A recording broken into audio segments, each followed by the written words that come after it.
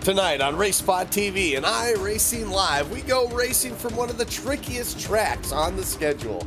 It's Pocono Raceway, and it's going to provide a long night of racing as the drivers get set with only 5 more races to qualify for the chase. The 43 best oval sim racing drivers in the world are going to have 250 miles to do something about that here tonight. Before we go topside, to get tonight's action underway, we take a look back 3 weeks ago now from Charlotte in this week's iRacing race recap from race number 7.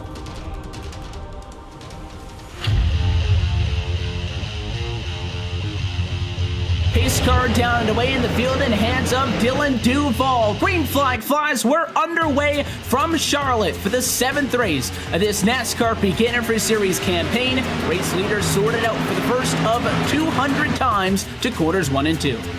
The current front runners right now, not just in position, but in pace, and they almost go door to door. Rail fell a little loose coming up before. That gives Dylan Duval gap he needs, maybe some breathing room.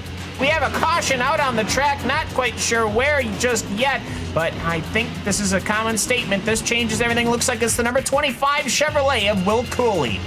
He's split around on the back straightaway. First caution flying tonight at lap number 91. Drag race off of pit road. Vincent barely going to hang on to that one over Ryan Luza, who had a fantastic 4-tire stop. Track had the opportunity just a little bit to cool off as here he comes running in the inside is Ray Alfalla. They did have a little bit of a bottleneck about position 10 back, but they managed to sort that all out and work themselves through as everyone's still basically side by side as we complete our first green flag lap since that caution. Caution to fly, gonna fly right on that note. Brian Schoenberg, I was watching this great battling going on for position 19. Jake Sturgis pulled to the inside of Brian Schoenberg, and he ended up, I believe, Schoenberg got a little tight coming off the corner. Perhaps he nipped the rear. And a drag race off for the pit lane. Ray Alfalla gonna come up short. Zach Novak in the 15 Toyota. 4 tires in fuel, and he will take the race lead. And it's getting hairy back here as some of these drivers on new tires trying to come through. The 10 of Corey Vincent on the extreme outside. Hello, Ray Alfalla. Alfalla on the inside. They're 3 wide behind them as well. Ryan Luza makes it 4 wide. They're around, and we're going to have another caution. And that is big junk in corners 3 and 4. Caution flag is out. And for the first time tonight, the accident takes out a lot of front runners. It comes at lap 133. The carnage is down in quarters 1 and 2. 55 laps to go. This time by, and Alfalla is on the charge. Zelensky all the way up the hill. He'll try to pinch tight at a quarter number 4. He'll get a run, but it's not going to be enough. At the start-finish line, Ray Alfalla back to the race lead. Battle for the race lead is on, though, at 177. The 2 well protecting the inside, but he'll get crossed over. Hurst, top side to the inside. They'll go side by side for the race lead. 23 laps to go the next time by the start-finish line, and Alfalla gonna try to pinch him down. He'll get the run at a 4. He'll lead the lap, but Hurst is not going away. Hurst has been so good on the outside. They'll come up on David Rattler, tight down into corner number 1. Oh boy, Hurst is going to keep his foot in it, and he might be rewarded with the lead position. Alfalla hanging on the right rear quarter. He'll get the run at a corner number 2. Hurst was making all those positions on the outside line. Now, if he wants this lead, he'll have to dig deep. Alfalla on the outside, and it looks like they're joined by Zelensky. The 83 is closed up. Yeah, battling continuing up front. Now Taylor Hurst, he's going to try the outside line this time, but to no avail. Ray Alfalla will cover the inside, but my goodness, these cars are starting to get a little more squirrely than I had expected them to earlier on, but either way, that whole kerfluffle has really split this field and really torn it kind of asunder, and I almost think that that's kind of a good thing. We can all breathe a little bit of a sigh of relief here, as here comes Taylor Hurst on the outside through 3 and 4. He will take the lead of the race with 20 laps to go. Here comes Alfalla onto the inside. Will he have the power to continue it through the corners as the tires are ever getting worn? Almost 3 wide between Cody Bias, Dylan Duval, and Bobby Zelensky in the back. They'll straighten it all out, and they will get straight. Almost a little bit of a tap from the rear quarter panel to the front of Taylor Hurst, but no contact happens as they throw it into 1 and 2. One more time. It's the top 5. He's going to come into 3 and 4 for the final time tonight. Backing up a win 2 weeks ago at Richmond. He will go back to back and get the win tonight from Charlotte. Checkered flag, Ray Alfalla steals this one.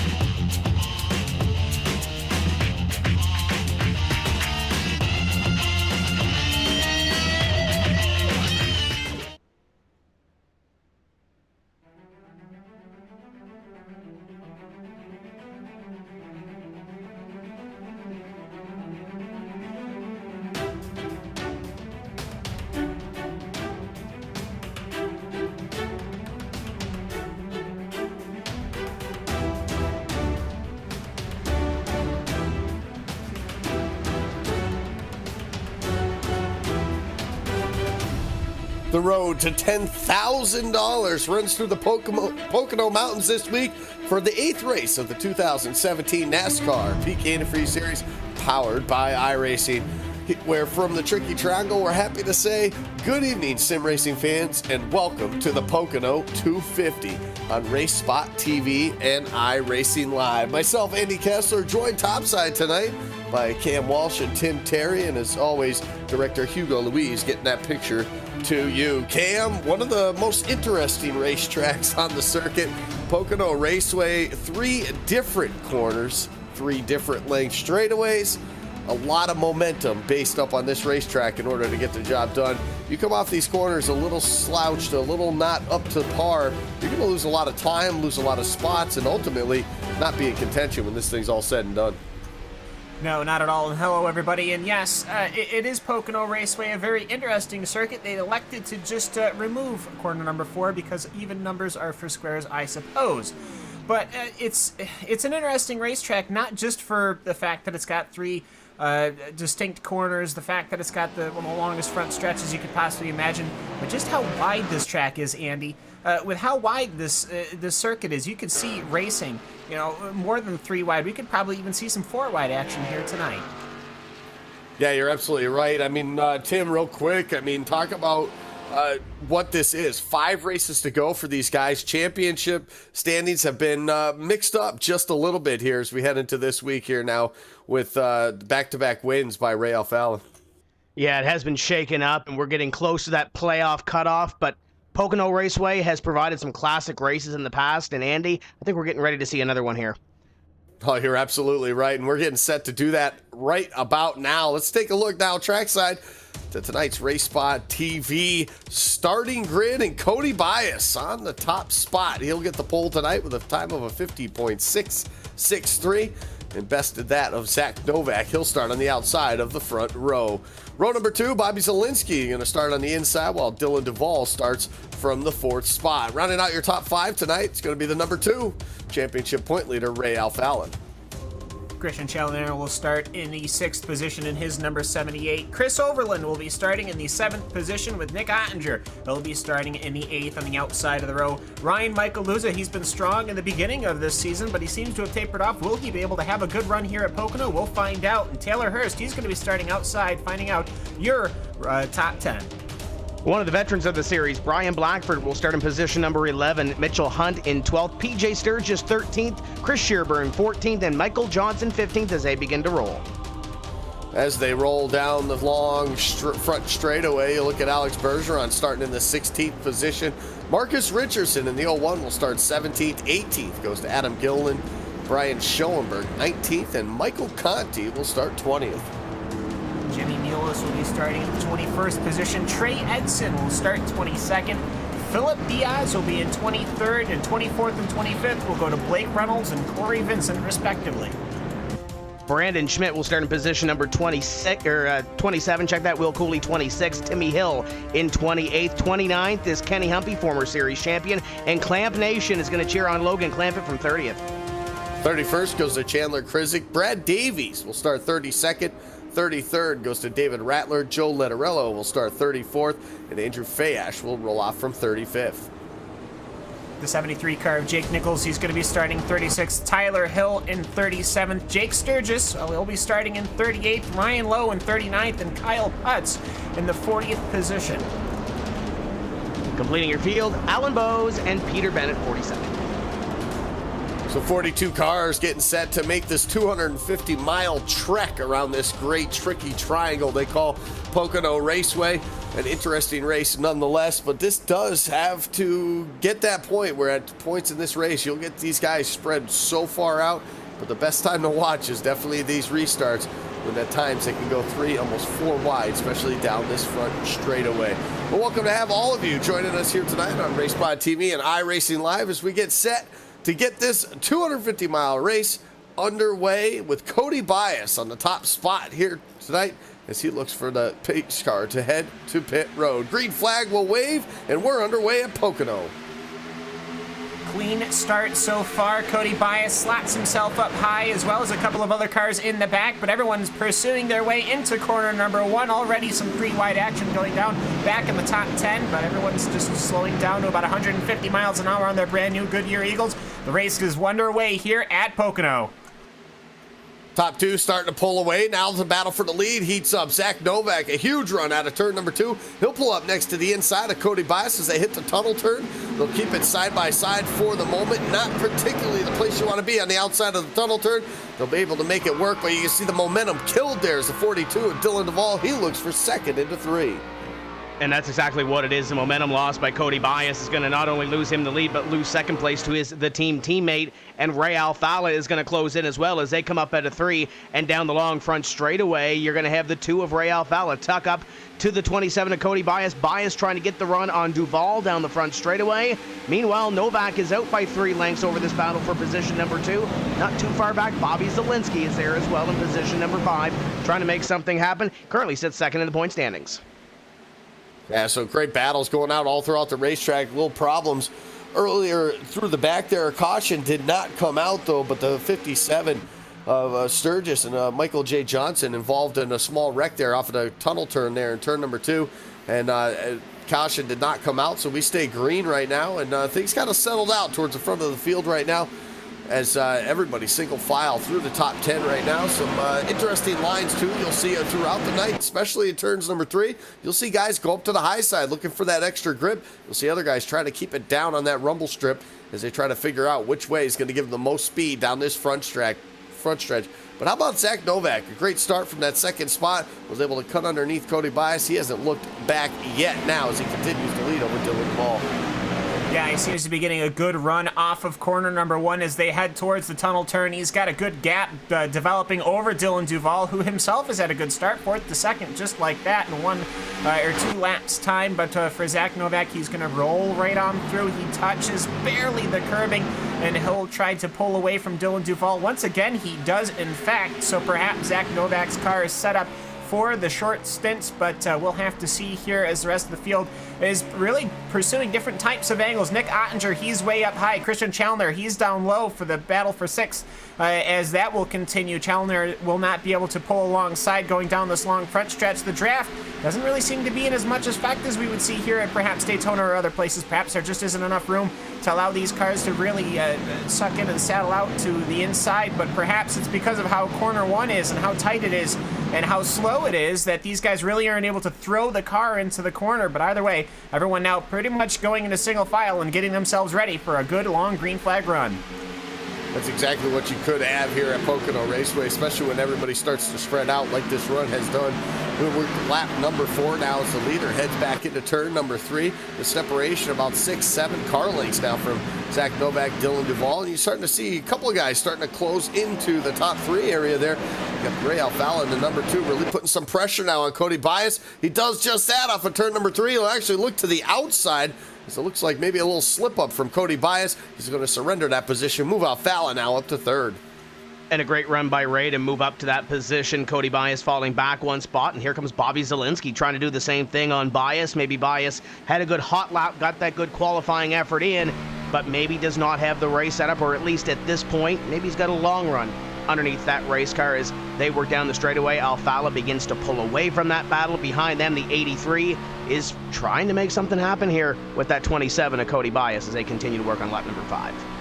Yeah, he's definitely closed the gap, especially at a tunnel turn that time. He's starting to even close it even more, half a car length now as they head back to turn number 3.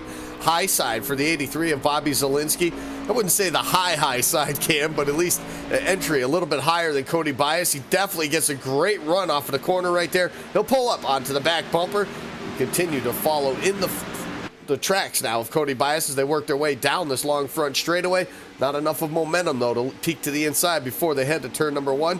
For the moment, they'll keep it side by side. Contact just behind them, the 47, 78. A little bit of contact with Chris Overland, Christian Challoner. Challoner, great job to hang on to it there in turn number 1, and we'll continue to stay in the green flag. An amazing recovery from it. That number 78 Chevrolet piloted by Christian Challoner, and he will lose quite a couple of positions with how much speed he had to scrub off. Really no damage on the car between the two of them, which is very impressive when you think about it. Conti now almost having a repeat of what had happened just a couple of corners earlier for Challenger. He'll pull to the inside as they will coast their way through. Lots of braking and coasting here, and that could definitely start affecting these tires as the race goes on. But either way, though, as Michael Conti, he'll pull alongside door to door going down the front stretch. It's a drag race, and we'll see perhaps who's got the muscle to pull it down. It's Ford versus Chevrolet as they head into corner number 1. It looks like Christian Chalmier, perhaps with a sniff of Taylor Hurst's draft, is able to at least keep alongside. But when you get into this corner number 1, this is where it's tricky, where just how wide the track is and how tricky it is. As you can see, both cars having to do massive corrections as they go through it, slowing themselves both up, and that would perhaps allow Chris Shearburn to sneak up. That will allow the 35 to start to peek into the picture now here as they make it through the tunnel turn. Schallner will let Conti go now. He'll pull back in line. That'll allow these guys single file now as they continue their march their way towards the front of the field. So Schallner, a close call with the 47 of Chris Overland just a few moments ago, but he'll gather it in right now, currently back in the 12th position. Up front, still single file. How about a couple guys moving up through the field pretty quickly here? Mitchell Hunt, the number 71, able to get a couple spots so far, finds himself now inside the top 10. He's trying to reel in that one of Ryan Luza. Chris Overland just ahead of him as well. Overland and Luza beginning to move through the field. Ryan Luza started in position number 9. Overland started in position number 7 and is back in that position, but they have begun their march towards the front. The 1 of Luza to the upside now with the 47 of Overland, and he'll take that spot away. We'll see if he can reel in this 05 of Ottinger and Zielinski right in front of him to try to break into the top 5. Ryan Luza, 2 wins so far this season, sitting in position number 3 in the standings, well within playoff contention as we hit the halfway mark in the season, getting closer to that round 12 cutoff for the playoffs. Ryan Luza wants to add a 3rd win to his season. Looking pretty good so far as he tries to cut his way through the field. Yeah, definitely looking really good here in the early going of this race here, trying to make his way, gets by Chris Overland that last lap, still trying to reel in a couple more drivers. He does close in a little bit there in turn number 1 on the 05 of Nick Ottinger as they race their way down the long pond straightaway. Up front, no real change up front. Zach Novak continuing with about a half-second lead right now over Dylan Duvall. Ray Alfala still in the tire tracks of that 42, and caution will fly here on lap number 9. Seems to be that Adam Gilliland has had an issue of some sort. Did he have help? Yes, Brad Davies has assisted him in perhaps learning the innards of the green infield, but either way, though, looks like whilst they went into each other, they didn't really exchange any damage between the two cars. That has to be a bit of a strange one, almost similar to what we saw at the beginning of this race. Only this time, though, it did bring out a yellow. Minor damage between the two cars as we bring the field up under behind that pace car. So Zach Novak leading for the majority of the first opening 10 laps of this one here. Has done a great job pulling out ahead of everybody else. We'll see what D can do here with pit stops looming just ahead. A little bit of contact between those two drivers, as you saw in the replay. Not much for wear, I should say. The number 8 of Gilliland able to keep that thing straight. Small damage to the front quarter panels of those drivers, but they'll be able to keep this thing going here. Just lose a few spots, but they'll get down to pit road, get the necessary changes nonetheless, and get this thing done. We talked a little bit about the point standings changing just a bit. Tim, coming into this, back-to-back wins for Ray Alfala, put him to the top spot, and we talked about Ryan Luza kind of, I wouldn't say struggling, but not where he was at the first opening 3 or 4 races of the season. Kind of falling back now into that 3rd spot, but still with those couple wins there, still looking pretty stout when it comes time for the chase here in about 5 races. And should mention as well, Derek Bordeaux not here this evening, so he came in 4th in the standings. Going to hurt him just a little bit, but he did have a little bit of a cushion on position number 8. He had 229 points compared to Dylan Duvall, who sits in position number 8 coming in to this event with 200 points. So a little bit of a cushion for Derek Bordeaux, who started off the season with a victory, but we'll see what transpires here in these next couple of weeks. You talk points, though. Brad Davies, Adam Gilliland involved in that wreck. They are fighting in the top 20 or within the top 20, trying to stay in this series, not only for 2018, but also if they wanted a playoff contention or playoff berth, they really need to step it up. This definitely didn't help them early at Pocono as the field comes down to pit road.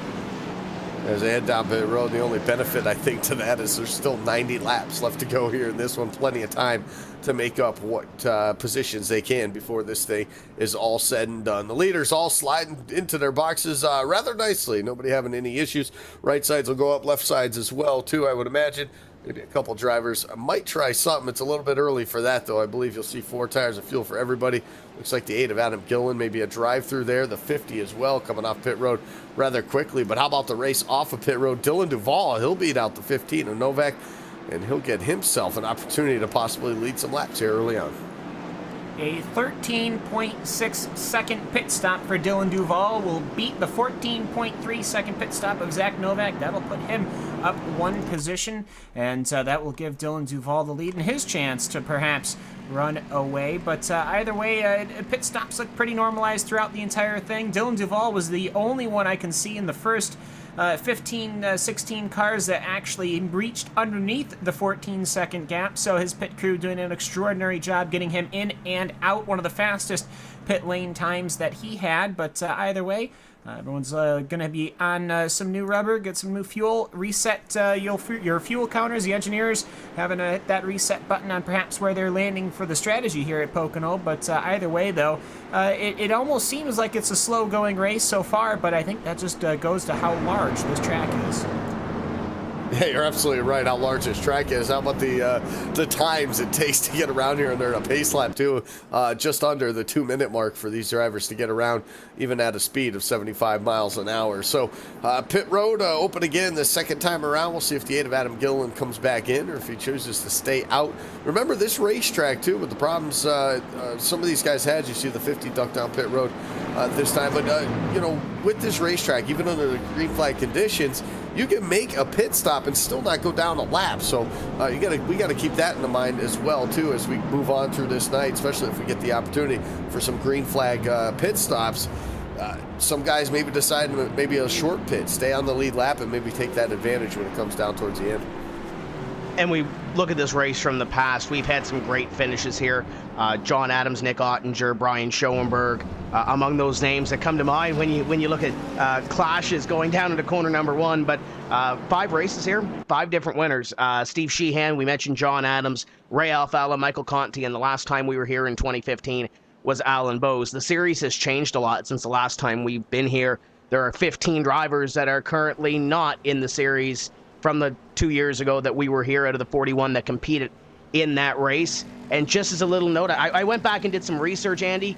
Cody Bias, dead last in 2015 in this race. He had to use this race as a drop. Qualified on the pole this evening, so we put all that behind us and see where that 27 will land tonight, currently in position number 4. But this race typically brings us some classic finishes.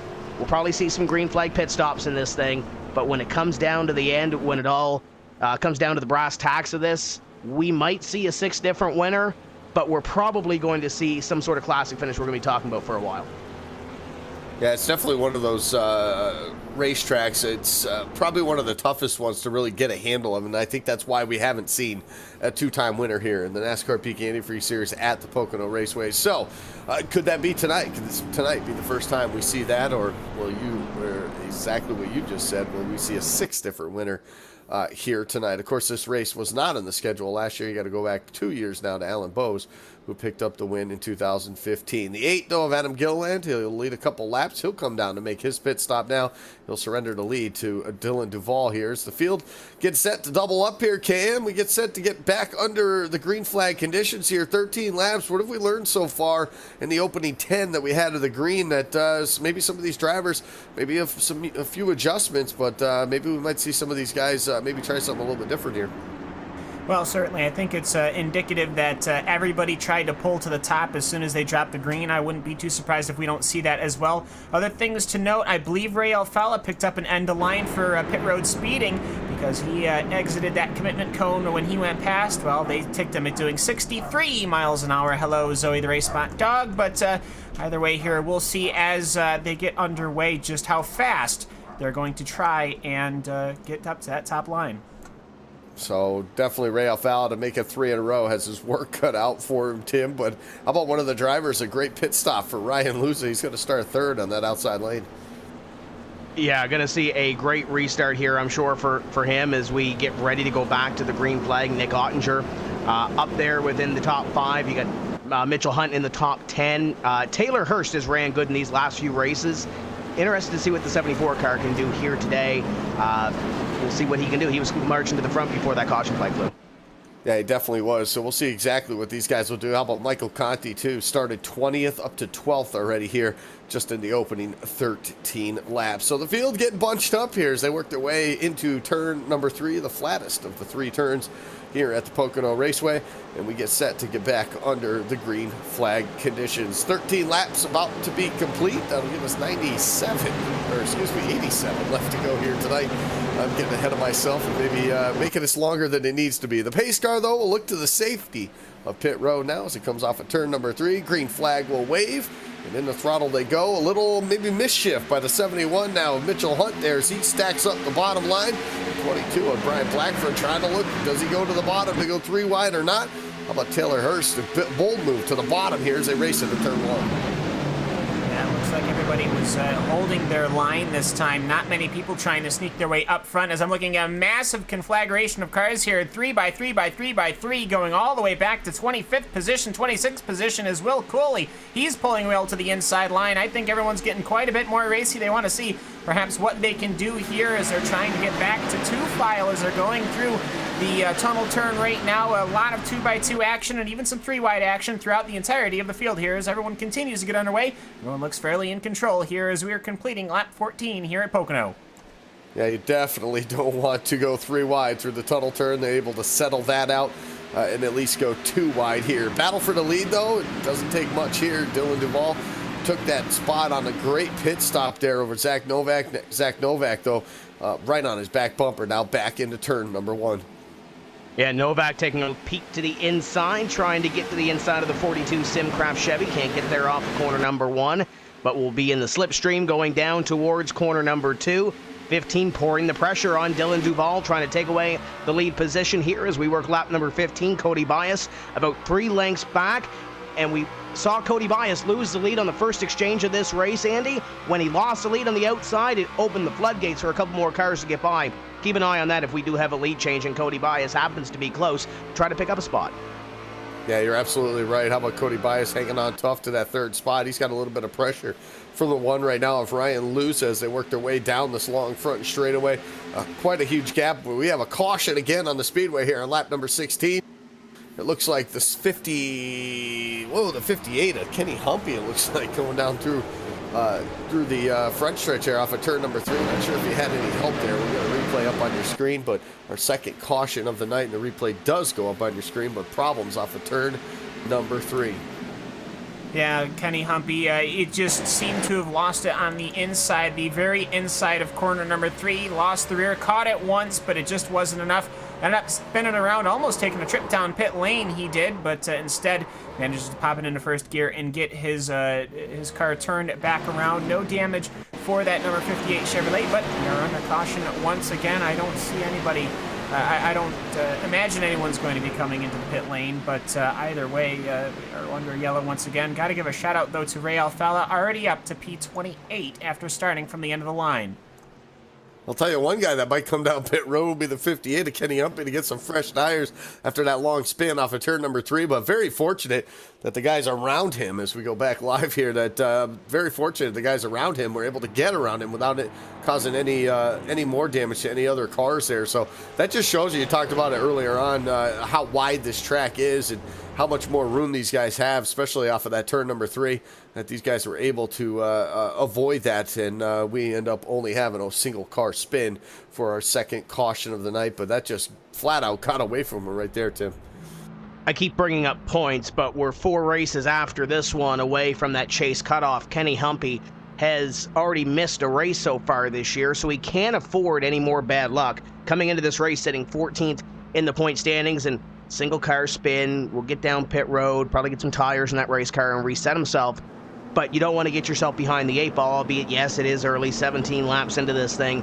Don't put yourself behind the 8 ball, especially if you are a driver that doesn't have has already had a bad race or has already had one of those races that you wish to drop, you really don't want to get behind the 8 ball this early, and especially with 4 races left to go, because, you know, what could happen the next couple of weeks? We're going to Sonoma in a couple of weeks' time, so it's going to be one of those races that some guys are going to struggle at and some guys aren't. But Kenny Humpy, like we saw earlier with Brad Davies and Adam Gilliland, tough start to this one. We'll see what transpires here throughout the next 80 or so laps as we continue to work under the caution flag, and Dylan Duval will come up out of the final corner. And as Cam mentioned, I don't think we're going to see many of these guys down on pit road as they come by this time. Yeah, it looks like Bobby Zielinski going to be the first one. He'll surrender that 5th position there to come down pit road. Nick Ottinger will stay out just behind him. A couple more drivers led by the 74 of Taylor Hurst. They will take advantage of this coming down pit road and take the opportunity. Why not top this thing off with fuel? Maybe make some extra adjustments, especially in the sake of Kenny Humpy right there. You know, maybe tighten that thing up a little bit coming off of turn number 3. Some of these other guys may be wanting to, you know, just make that adjustment, take advantage of that, being able to do it under the caution flag. Yeah, maybe perhaps adjust those tire pressures, get something else sorted out. But I have to say, boy, they played a mighty game of chicken going down pit lane. Almost the entire field pointed towards pit lane, but only about half of them actually went through. That was a fairly interesting thing to witness. But Ray Alfala, he'll come in. I see Timmy Hill, he's also in. Bobby Zielinski, as we had already mentioned. Alex Bergeron, etc., etc. Perhaps these guys are only picking up 2 tires. I'll actually have to take a look here and see. But either way, yeah, some of these guys only took 2 tires. Actually, only one of them, Brad Davies and Will Cooley, only take 2 tires. Everyone else managed to take 4. And I almost think that they could have really probably just gotten away with 2. Yeah, you're absolutely right. I mean, I don't even think we got one full, well, maybe one full green flag lap under that restart right there. So things will shake up just a little bit with some of the drivers coming down the pit lane, but a couple of them, we mentioned problems for Ray Alfala on pit road, possible speeding penalty, put him towards the back. He was able to make up a ton of spots, puts him up, at least currently right now, shown in that 29th spot. I think that'll change as the scoring will adapt here across the start-finish line. So Ray Alfala already making some noise getting back up through the field, but I'll tell you what, if he didn't have as many laps as he has to get back up there, that's a tall order nonetheless, especially at a track like this. We've seen Ray had, and I don't want to say pit miscues, but maybe get off strategy or off sequence in some of these races and put himself behind a little bit on the strategy and still make his way to the front of the field. There's still a lot of laps left in this race as we work to complete lap 18. We start lap 19 here down the front straightaway. One driver I want to give a little bit of a quick credit to is Marcus Richardson. Started in 17th, currently up to position number 6. And it's been the way his season has been, Andy. A little bit quiet. There's 2 drivers in the top 15 without a top 5 finish this year when it comes to the point standings. One of them is Chris Shearburn, the other one sitting 7th in points is Marcus Richardson. So far, quiet, but could this be the night? Maybe not only scores his first top 5, but maybe scores his first win in the NASCAR Peak Antifreeze Series. So far, so good for the 0-1 team currently running in 6th. He'll start on the outside of row number 3. Yeah, and you got to definitely, like you said, give a huge shout out for that, being right now currently in that top 8, qualifying himself currently right now for that chase that'll happen here in just a few short races. So yeah, Marcus Richardson definitely without a top 5, but consistently and very quietly finds himself currently locked into a chase spot in that 7th position right now. So things have changed up towards the front of the field here. Brian Blackford as well from 11th to 7th here. He'll get a restart here up inside the top 10. Michael Conti as well. We noted that he had moved up through the field, flirting with the top 10. He's currently 8th here for this restart as well. So a couple other drivers as well. Logan Clamp at Clamp Nation. Everybody rooting for him here tonight. Started 30th. He's up to 11th, just knocking on that door now. Yeah, it's been pretty impressive to see who has managed to push their way through the field. I see Michael Conti, he's gone from 20th to 8th, and Logan, of course, he started in 30th to 11th. Jimmy Mules from 21st to 10th. Now, that could just be because of how the pit lane ended up coming through, but I think some of these guys, a lot of it is through the pace and how they've managed the restarts. Also got to look at Peter Bennett. as well. He's actually coming down pit road, so forget I said anything, as he'll cycle his way all the way back to the end of this very long field. Still got 40 cars running, even though we've had multiple cautions. Really only 2 retirements, and of all things, that was the accident that didn't pull out the caution, Michael J. Johnson and PJ Sturgis, but everyone else seems to still have their cars all in one piece, and that's an important thing, as they're looking to restart once again here on lap 21. So lap number 20 on the board right now. The field doubling up, getting set for another green flag restart. We saw some exciting things about mid-pack on that restart we had just a moment ago. Some 3 wide action through turn number 1, I should say, and then guys were able to settle it out there right before they got to the tunnel turn. That is definitely a good thing, and hopefully they're able to do that once again here. But restart's definitely one of the fun things to watch here at Pocono Raceway, and we get set to get another one here, and we'll have 80 to go. Still lots of time for some of these drivers, especially guys we talked about already, with Ray Alfala having to go from the back to the front now. Plenty of time to get it done. 80 laps, long time, especially with these 2-minute cautions. 2-minute caution laps, I should say, we have here currently at the moment. So you got to always keep in the back mind, though, as well, those long green flag runs, and I think that's why you saw about half the field come down pit lane under this caution to top off with fuel. So we get to turn number 3. We get set to get this thing back underway. 80 laps to go here when they get the green flag. Currently, top spot, Dylan Duvall looks to lead them to the green flag. Zach Novak, who's led about 10 laps here so far at the beginning of this one, he will start on the outside. Pace car getting set to duck to pit road. Just as it does that, the green flag will wave, and no time at all waiting right there. The 42, Dylan Duvall, he's on the gas. Cody Bias on his back bumper. How about 3 wide action just over the start-finish line? Marcus Richardson looking to the outside of Ryan Luza. That's a tough spot to be in heading into turn number 1. He's trying to pick up as many positions as he can. He's going to fall back in behind Loser, or at least try to fall back into line with the hole in front of Michael Conti. But you saw those teammates on that restart time it perfectly. But now the 15 of Novak going to fight back on the outside. Yellow flag is back out. Oh, and huge accident towards the back of the field right there. The 33 heading around. That's Joe Letterello. He'll come off of turn number 1 sideways. Some contact. About 3 or 4, maybe 5 cars involved in that one, Cam. Yeah, it looks like Taylor Hurst got some help going around from Chris Overland for, well, one time he's on the receiving end, one time he's on the giving end. He ended up getting Taylor Hurst, and meanwhile, Joe Letterello, he ended up finding himself in it. Brad Davies had nowhere to go. Another accident where I honestly don't think anybody's managed to pick up a ton of damage. That's actually getting kind of impressive here. Brad Davies, I think he's the worst off of it. Looks like he's picked up some massive damage on his left side of his number 11 Chevrolet, but for the most part, once again, everyone's skirting their way through, and I think we can account for how wide Pocono is, just how much luck we've been having for people dodging these wrecks. Yeah, some 4 wide action going through turn number 1 right there, about mid-pack, and that just spells disaster right there for some of these guys. But like you said, for what can happen when you go 4 wide and when you get one car turning sideways in front of the field like that, you can just imagine. But man, heavy impact to the inside for Brad Davies, heavy damage to that left front. He hit that inside wall rather hard there. That's going to cost him a bunch on pit road to try to get that thing back on the racetrack.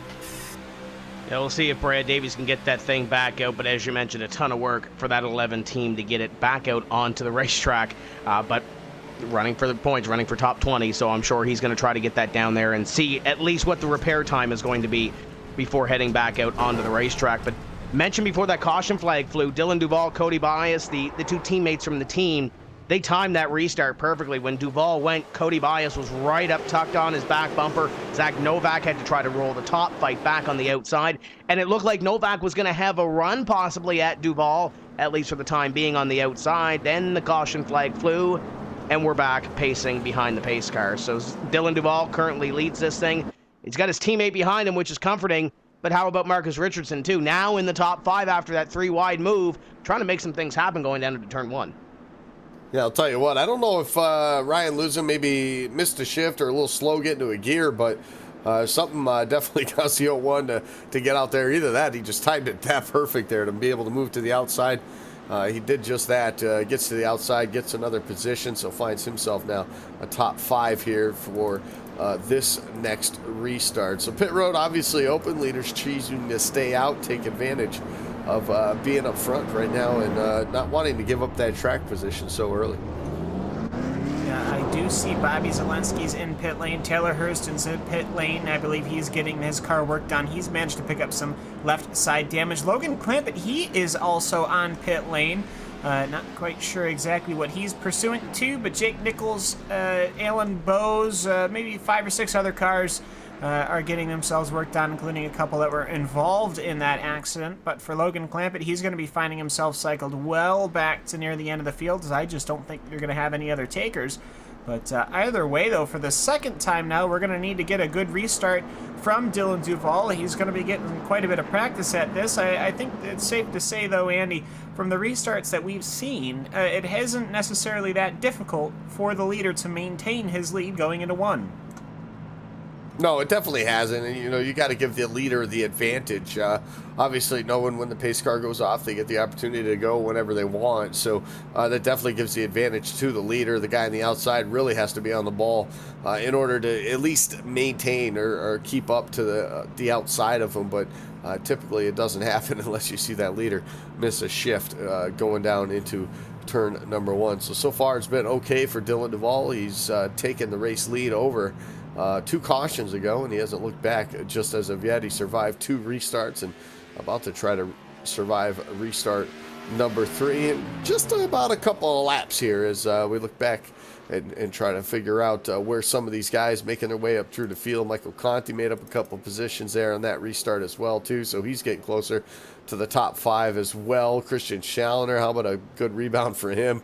Back up into the top 10 after a big scare early on in turn number 1 with some contact with the 47 of Chris Overland, so he's able to bounce back just a little bit. Now, about Brian Schoenberg, haven't been very quiet out of that 55 camp as of late, but here he is starting 19th. He starts outside the top 10 as well too, getting ready for this next restart as well. So quarter distance about to go under the books here at Pocono Raceway. Haven't had that much green flag action so far, but you just know it's kind of typical of this race and races we've done in the past too as well. You'll get a couple cautions early like this. Guys trying to figure out what they're doing. The cars are a little bit off. They make some adjustments. Then you'll see this long green flag stretch through the center of this race. And then towards the end, you might get a couple more, which will tighten things up and give you quite a good battle, a couple of restarts towards the end. So a typical Pocono race, I'd say we're falling into as of right now. But hopefully we can get some green flag action going here. I know a lot of these drivers are probably just itching to see what their car can do on the long run. Yeah, absolutely. And I think at this point we are sitting at 12 green flag laps ran so far. The rest are behind that pace car. The pace car's getting a lot of laps led here tonight, Tim Terry. So it should be a lot of fun nonetheless here. I can't wait to get this thing up and going. Jimmy Mullis up from 21st to 9th as well too. So a lot of these drivers, they want to get this thing going, get this green flag underway, and let's get some action out on this racetrack as well. Looks like maybe possibly the lights will go off this time on the pace car here, and we can get doubled up and get back underway. Maybe we might have to go one more lap, but I think we'll get doubled up here this time. We'll have to wait and see here as they come to the start-finish line. Put lap number 25 up on the board. It looks like we will do just that. We'll line them up, double file now. We'll get set to go back under the green flag. And a lot of these drivers sitting under the caution flag have had some time to reset themselves and try to see if we can get into a rhythm. A lot of these wrecks have happened to the middle of the pack on back. Some of them single-car spins, some of them multi-car incidents. But get some patience in here and see if we can get some green flag racing in and possibly get to a green flag pit stop. Dylan Duval, Cody Baez, Zach Novak, those guys up in front. I'm sure they'd like these caution flags to the extent that they're still up front. They can practice their restarts if it does come down to it at the end of the race. Dylan Duval, Cody Baez, those guys up in front will probably be pretty good at it. Remember, Dylan Duval's NASCAR Peak Antifreeze Series win came at the Indianapolis Motor Speedway, a track that has a corner shaped here at Pocono Raceway or mirrored at Pocono Raceway. So this could be a Dylan Duval type racetrack. And the one name that you did mention, Andy, is Brian Schoenberg. This is a Brian Schoenberg type racetrack. flat in some of these corners, absolutely loves this racetrack, and darn near won himself a race here at Pocono a couple of years ago when he and Michael Conti battled for a win. So don't count out Brian Schoenberg. I think we're going to see his name a little bit closer to the front before this thing is all said and done, and he's working with Michael Conti and his teammate right now, currently in position number 7. With that they are. So the field double up. We get set to get back under the green flag here, and we'll have 75 laps to go when we take the green flag to get this one to the finish here tonight. Dylan Duvall, the top spot here for this restart. Once again, Zach Novak second.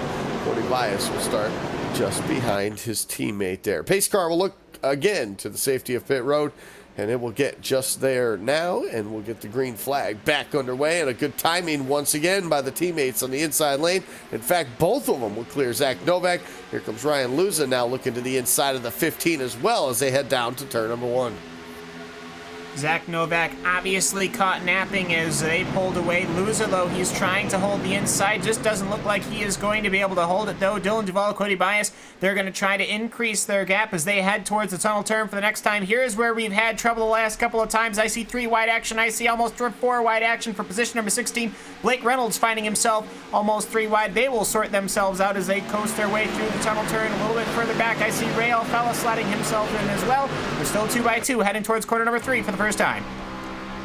Yeah, Ray Alfalla 3 wide just before the entry of turn number 2, able to settle things down, and this time it'll all get through turns 1, 2, and 3, and Dylan Duvall will continue to lead. It's a 4-car train, though. The separation back to Marcus Richardson pretty big right now as they head down the front stretch. This is where you see the draft come into play. No driver really with the advantage there, as you see the first side-by-side battle going on right behind the top 4. As you got Nick Ottinger now to the inside of Richardson, trying to take that spot away. They'll continue the drag race down the Long Pond Straight.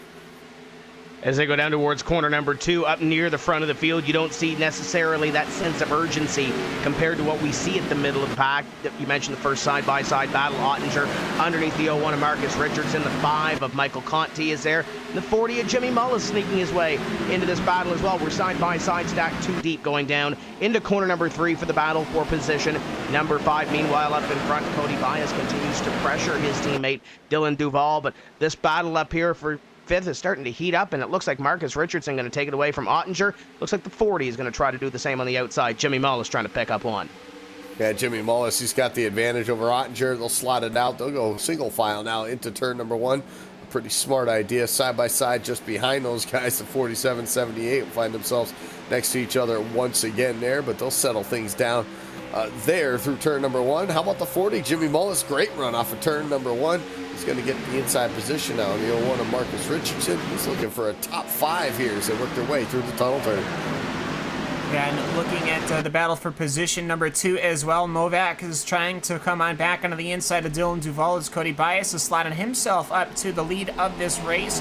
Jimmy Mills, so he's leading that second group, which pretty much consists of everybody from the 7th position on back to maybe the late 20s as they sort themselves out. Going into corner number 1, will they go 3 wide? Looks like Ryan Michael Luza will elect not to, as that's a very wise decision here, trying to get that green flag run rolling. But for Cody Bias, he likes to see these 2 guys side by side as he is going to be able to pull away just a little bit, almost a bit of a tap there. Zach Novak, he's had to wash out, and Ryan Michaeluza, he's trying to jump on it as they go down towards corner number 3.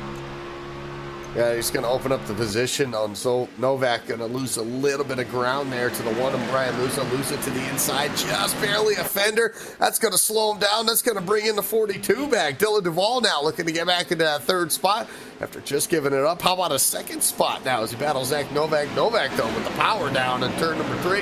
Will win that race off of turn number 3. And here comes Ryan Luza as well with the momentum. He'll clear the 42 slot.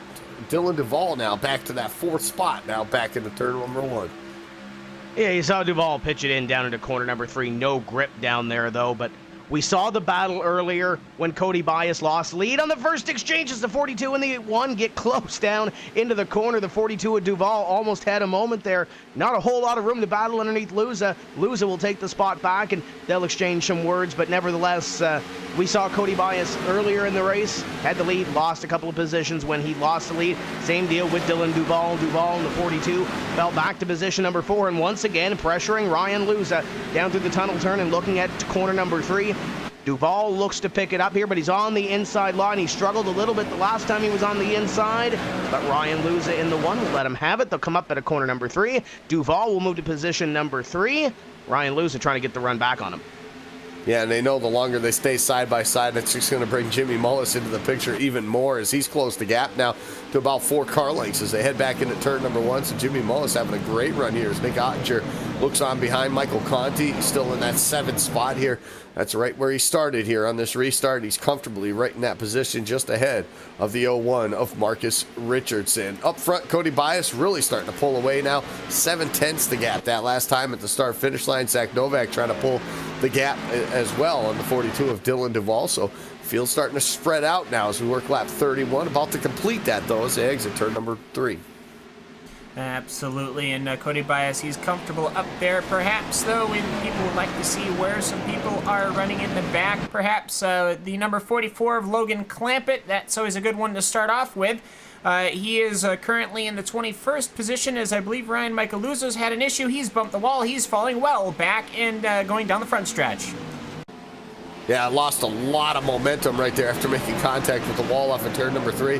He'll lose a lot of positions as Kristen Schallner now, who was in the 12th spot, he makes his way around the run one of Ryan Luza. Luza now finds himself in a hornet's nest surrounded by about 4 other cars here. Still the momentum off of the 1 there. That damage has definitely slowed him down as they all try to peel around him here into the tunnel turn. Yeah, Dylan Duval blew his engine in that race car, and that's how the Ryan Luza machine found the wall. He found Dylan Duval first going through corner number 3, so something definitely amiss there. Tough break for Dylan Duval after running up in front in this one, and of course Ryan Luza, heavy damage to that race car. Up in front continues to be Cody Bias, Zach Novak, but now with that exchange, no Luza in the top 5, no Duval, it's added Jimmy Mullis into 3rd career run so far for the 40 team. Ottinger in 4th and Michael Conti in position number 5, and Marcus Richardson still hanging around just outside position number 5, but it definitely has changed everything. Dylan Duval with his issue, Ryan Luza gets a piece of it. There's 2 of the drivers that have been up front all night long, Andy, that are now either out of this race or have a lot of damage to their race cars. Yeah, you're absolutely right. And I mean, with that type of damage at this racetrack, Ryan Luza's going to struggle for a long time if he can't get down to pit road at some point here. He's slotted in about that 15th spot as of right now, just ahead of the 44 of Logan Clampett. It might be back in that 17th spot there as Logan Clampett and the 35 of Chris Shearburn try to catch up to him and try to get around him as well. So Jimmy Mullis having a career run so far here. He's had a pretty fast car, but how about it? From 21st to 3rd, he's gotten the job done. Now it's all about maintaining that and keeping it right where you need to be. Brian Blackford, he's gotten a little bit of a pressure building right now for that 7th spot. He's got Chris Overland on his back bumper. A slip up, though, by the 01 of Marcus Richardson. Turn 1 looked like a little bit high on the racetrack. And now Blackford will look to the bottom. He's actually going to let Overland by on the top side teammates. Don't let him go. And those 2 will settle it out rather easily before the tunnel turn. Marcus Richardson, though, looked like he struggled off of turn number 1, lost a lot of momentum. It's allowed those 3 other cars right behind him to close the gap.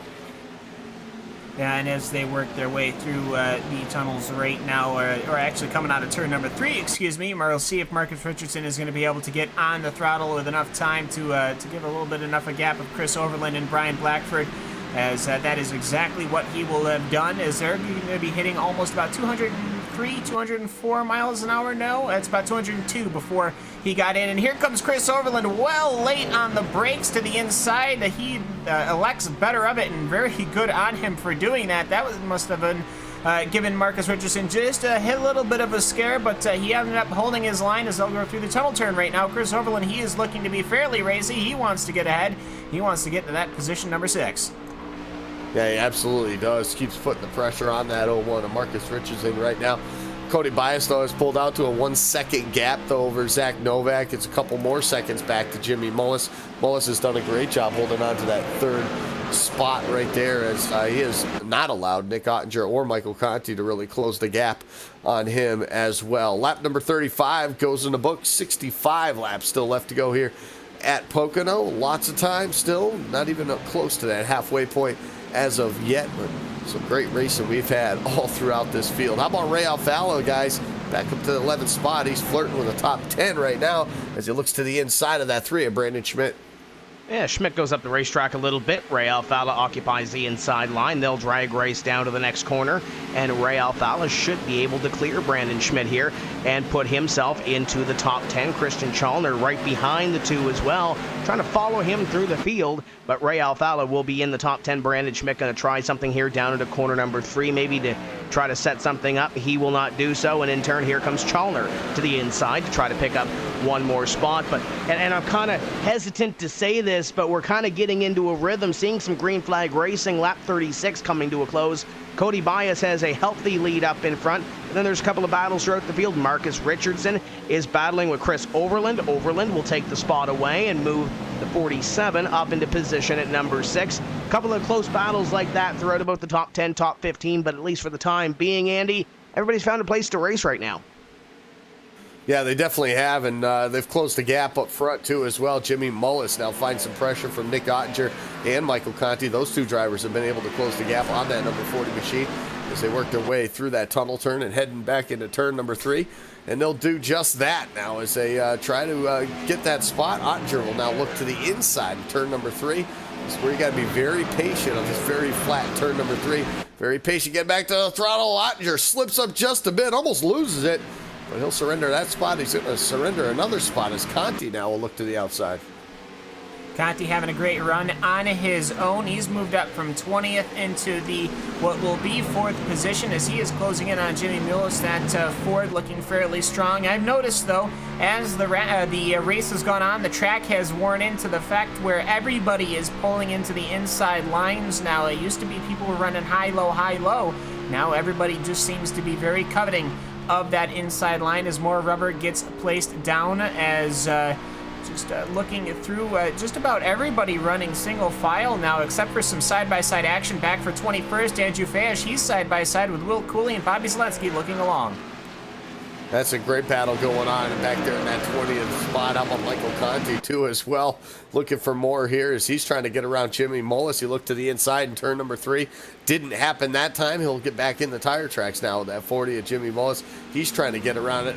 We said it. There's racing all over this place. Still side-by-side action around 20th. You get some more side-by-side action just ahead of these guys as well, too. Chalner, he just got overtaken by one spot right there by the 66 of Blake Reynolds. He was able to get around, move him up another spot. So 24th to 11th now for that driver, the number 66 as well. Lots of guys starting to move and come. We talked about this, who was going to have that fast car in a long green flag running. We just haven't had that opportunity to see until now. Yeah, this is the longest green flag run that we've had so far in this race, and we're starting to see, as you mentioned, some of those guys falling back a little bit, and some of those guys pushing their way towards the front. A guy like Brian Blackford and Chris Overland coming towards the front of the field. Marcus Richardson has fallen back a couple of spots. Nick Ottinger hanging on to a top 5 run. Schoenberg in the top 10 for the time being, but as he just got passed by Ray Alfala, pulled away, and now he's set his sights on his teammate Brian Blackford in position number 8. So Ray Alfala, after having that miscue earlier, back up well into the top 10, sitting in that 8th place spot and looking at, or check that 9th place, looking at Brian Blackford for position number 8. But up in front, Cody Bias is checked out from the rest of the field. 2.5 on Novak, and in turn, Novak has about 3 seconds or so on this battle for position number 3 with Mullis, Conti, and Nick Ottinger, and not too far back, guys like Overland, Richardson, Blackford, and Alfala. Yeah, you're definitely, this is what you see when you come to a racetrack this far, this spread out, too. You'll see this. You'll start to see gaps spread out like that as well, too. We got some battles all throughout this race. As we got a pretty good one, some 3 wide almost there, actually going from turn number 3 a battle for that, what would be that 18th position there. Ryan Luza, who had hit the wall just a moment ago.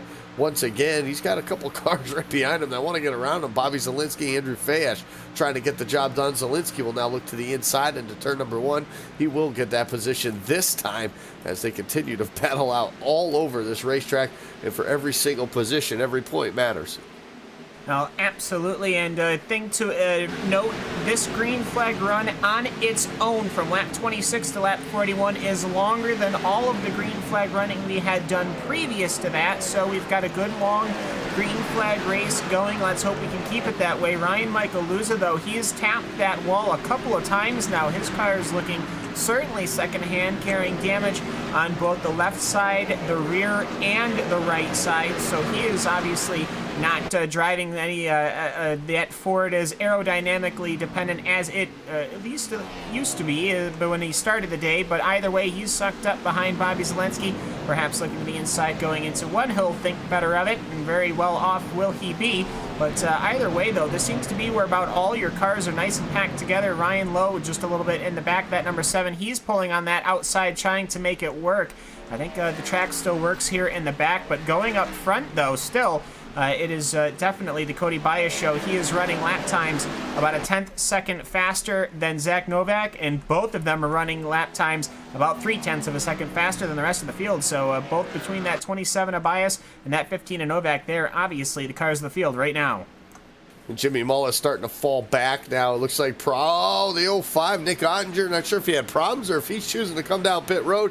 He'll head to pit lane here on lap number 43. So Nick Ottinger going to be the first of the leaders to head down pit road. Not sure if he really wanted to or if that's just the direction that the car took right there. But Michael Conti was able to take over that third spot from Jimmy Mullis just a couple laps ago. So Jimmy Mullis's car starting to fall back now here as the longer we run here. He's gotten caught now by the 47 of Chris Overland, Ray Alfala there as well. How about that? All the way from the back, from 40 something. I think it was 40.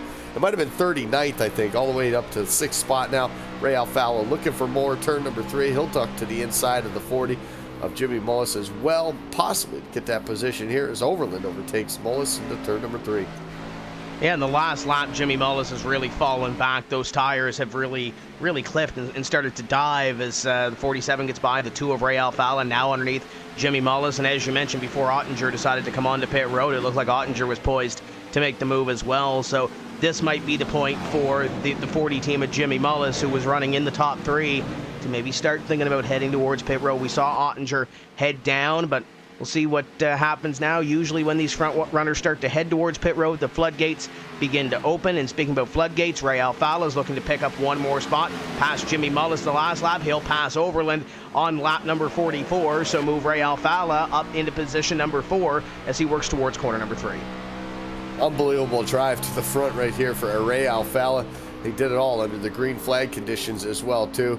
Now has to set his sights on Michael Conti about a full second just ahead of him. Looks like the 74, Taylor Hurst, is going to come down the pit lane here. He's going to pit from the 21st position here off of turn number 3, and he'll come down pit road. Looks like Alan Bowes will head that way as well, too. So a lot of the guys towards the back of the field maybe trying to look for a small advantage, some fresher tires for a little bit longer than these front runners to maybe try to gain some of this time back that they have lost since the beginning. So a lot of different strategies happening right now. The first of them, though, being that 05 of Nick Ottinger coming down pit road currently. But this is exactly what I talked about. You can come down, make your pit stop like he has, and he works off of turn number 3, still on the lead lap. So for Nick Ottinger, maybe not a bad call after all here as he works his way down the front straightaway. Cody Bias just now exiting turn number 3. So Bias still stays out again here on lap number 45. We'll complete that. There's just 55 laps left to go here. Yeah, some action going on around P20. Timmy Hill just got massively loose, and he ended up losing 4 or 5 positions. Here goes Kenny Huppy. He's going around. He is going to be bringing out the caution once again. He has managed to pancake the wall as well as a couple of other cars. It was getting hot and heavy, and it was only a matter of time before these tires would start letting go. Kenny Humpy, in an exact mirror of what had happened to him earlier, he tried to save it this time, though. He ended up collecting Ryan Lowe and Timmy Hill, and that will bring out our caution. So any plan that we had for a green flag run and green flag strategy, well, that is now officially in the dumps. It's now officially in the dumps, is right. Now we're going to have to see, does Ottinger try to stay out maybe and try to gain that position back, because currently shown in that 32nd spot. If he was to come down pit road, he's going to have his work cut out for him, just like Ray Alfala did as well. So our third caution of the night comes here on lap number 47. Kenny Humpy, the cause of that. Looks like you said, Cam, exactly what happened to him earlier on. Just this time there's some more cars around him and some other cars involved in this one. Timmy Hill, one of those. Just maybe we got a touch of the rumble strips there. I think got wicked loose there on the bottom and nowhere to go up to the top of the racetrack. And then again, about 3 or 4 cars involved in that one. Some heavy damage for a couple of them as well. So lots of things going on now. Obviously, our leaders will be heading down pit road this time. Tim, I don't expect any games except 4 tires of fuel on this one. Yeah, and they might have a little bit of traffic to deal with when they come out. You mentioned Nick Ottinger coming down pit road. A guy like Brandon Schmidt came down pit road just prior to that caution flag flying. They are on the lead lap right now. And with only 1, 2, maybe a couple laps on their tires, you might see a guy like Ottinger and Schmidt stay out. And I say might. It's almost of a necessity, because you'd rather be first or second, maybe with a couple laps disadvantage on the tires, maybe get a couple of laps in and then maybe back on sequence, rather than restarting all the way back in what has been the hornet's nest seemingly all night long around position number 30. I think if you are a Nick Ottinger, if you're one of those guys back there that did pit, I think you've got to stay out and try to get some strategy rocking here and hope and bank on a caution, maybe 10, 15 laps down the road, and get yourself back into sequence. For Cody Bias and Zach Novak and Michael Conti, Ray Alfala's dealt with a lot of traffic tonight. We know they have good race cars. Here they come down onto pit road, and we'll see what happens at the opposite end. Yeah, we absolutely will. All the leaders heading down pit road. We'll take this second, though. This portion of tonight's broadcast, of course, is brought to you by Peak Antifreeze and Coolant, the official antifreeze of NASCAR and the proud sponsor of the Peak Antifreeze Series, powered by iRacing. The leaders, Cody Bias, heading down to pit road. They'll slide into their box nicely. Nobody having any issues. 4 tires, fuel. That should be the call for all of these drivers here. We'll see if Nick Ottinger actually does stay out on the racetrack, and it looks like he will stay out on the racetrack. So just as that strategy had talked about, he almost had to, I think, at that point. How about the stops on pit road, though? Who won that race off pit road? Looks like the 22, Brian Blackford. I'll tell you what, Cam, that was an awfully fast stop. It absolutely was. 10.9 seconds on his pit stop, so not quite sure. Perhaps they short-filled on fuel. Perhaps they decided to only take 2 tires, though 10.9 is a little long for 2 tires. But either way, he got out there. 32.9 seconds is his total lane. But either way, Cody Bias, 14.3 for him. Michael Conti, a great pit stop for his crew with 13.8. That will secure him comfortably in 3rd position. So either way, a little bit of a shakeup here at the front of the field.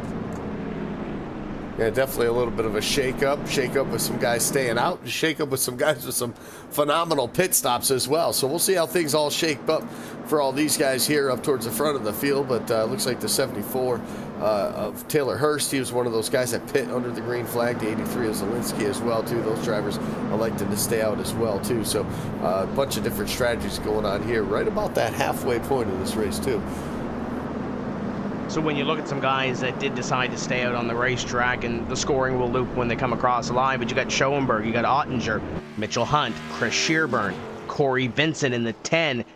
You look at Brandon Schmidt, Bobby Zielinski, Taylor Hurst, Blackford coming back down onto pit road this time by, so he will surrender what he had to head down towards pit road. But you've got about 8 or so drivers that stayed out on the racetrack, led by Schoenberg in the 55, that are probably going to lead this thing to green all the way back to Taylor Hurst in the 74, who is scored in 8th. Cody Bias, first driver off pit road, will be scored in position number 9. So unless 1 or 2 of these drivers decide to head down pit road late here, we're going to have some traffic to contend with if you are some of those drivers within the top 10 or were in the top 5 earlier prior to the pit stop. So this is it's going to be exciting, these first couple laps. We always see these 2 and 3 wide restarts. We might see somebody push the issue, and depending how turn 1 ends up, we might see the issue be pushed a little too far. We'll see what happens there.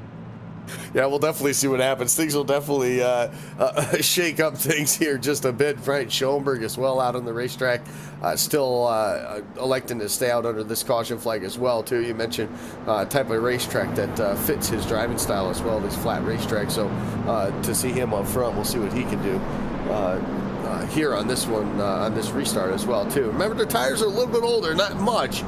But even I think it's a win-win, Cam. Even if if it turns and they only lose 5, 6, 7 positions, still find themselves inside the top 10, you still can't consider that a loss here as we approach the halfway point. No, not at all. I think that people are doing at least a fairly decent job. As once again, I just double checking what our producer Tim Terry had suggested, and indeed, Rail Fella is picked up yet another speeding penalty. Right at the cone, he was doing 65 miles an hour. The officials do not look kindly on going 5 miles an hour over the speeding limit. So Rail Fella, all that effort, all that work that he's done, well, again, put that one in the dumps as well. He's going to have to work his way through the field once again. But either way, for both Schoenberg and Ottinger, as well as the rest of the guys who had already come into the pits during the green flag running, and as well as Brian Blackford, as you were suggesting with how he had ran. But either way, it's a massive shakeup here at the front. None of the people that were running up front at the beginning of this race are anywhere, I think, even in the top 10. Yeah, you're exactly right. Things have definitely shaken up, and why not? It's Pocono. The tricky triangle is tricky for some, and for some other guys, they're going to have their work cut out for them getting through this one here tonight. So more work needed to be done now for the number 2 of Ray Alfala. He did it once. He might as well do it again here as he has to work his way through the field one more time here. The field doubled up, though, getting set for the restart here, and they'll get the restart right at the halfway point of this one here. 50 down, 50 to go.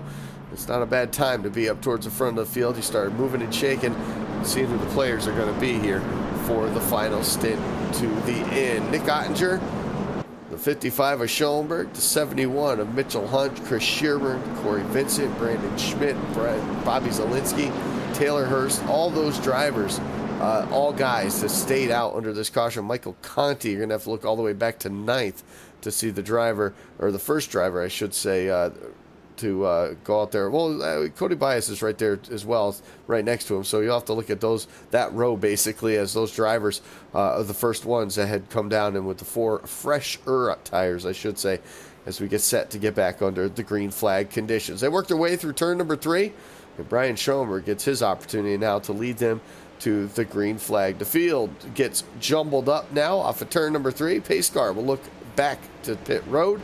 It does just that. Green flag will wave. Schoenberg wasting no time. He'll clear Ottinger now before the start-finish line. Top 3, they'll be single file. And right behind them, 3 wide action now as Zielinski looks to the inside of Corey Vincent. Schoenberg leads him down into corner number 1. The 35 is Shearburn, as you mentioned, on the outside of that battle. And hello, Cody Bias. Bias trying to make the move behind them. It gets tight around Novak, Schmidt, and Mullis as they come out at 1. And there goes the 83 around. The 3 is going to get collected in it, and it's a big one down into corner number 2. Caution flag will fly, and there's going to be some drivers here with some damage to their race cars. Oh, some heavy damage there. We'll look at Zielinski's car right there, that left front pushed way and tire totally exposed on that one. So some heavy damage, maybe a little bit of contact from the 27. I don't know. He just got flat out loose there off of turn number 1. Heavy damage to the 3. There was probably at least 10 cars involved in that one there, though. Some heavy damage for a lot of drivers through the grass, too, as well, on the long pond straightaway there. So as the replay on there, just a big, massive wreck there coming here at the halfway point.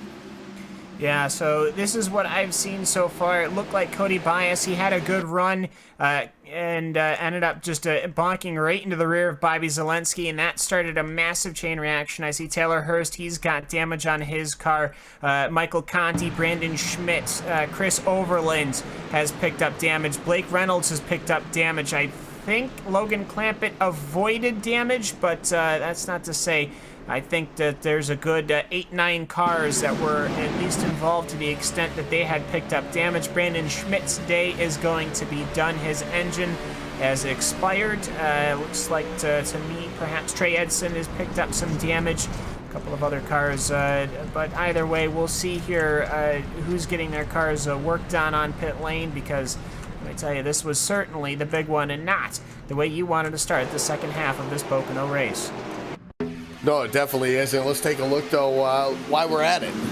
Let's might as well, as we just passed the halfway point of this one here. Let's take a look at our midway race break. Of course, brought to you by iRacing, a world leader in sim racing. You know, I want to say one thing, too, though, guys, before we do this here. With the strategy and with all these guys and what they're doing here, with half the race left, we get this quick little caution here. We see a lot of guys staying back out. I'll go to you first, Cam. What do you think? I mean, do you think that we're going to see, obviously, with the fuel situation, we talked about maybe only 30 laps or so. I mean, this thing could come down to, can guys maybe possibly make it to the end here before this, with a pit stop here? Well, from what I can see, people coming down pit road, Schoenberg did not, Ottinger did not, Hunt did not, Vincent did not, as well as a slew of other cars.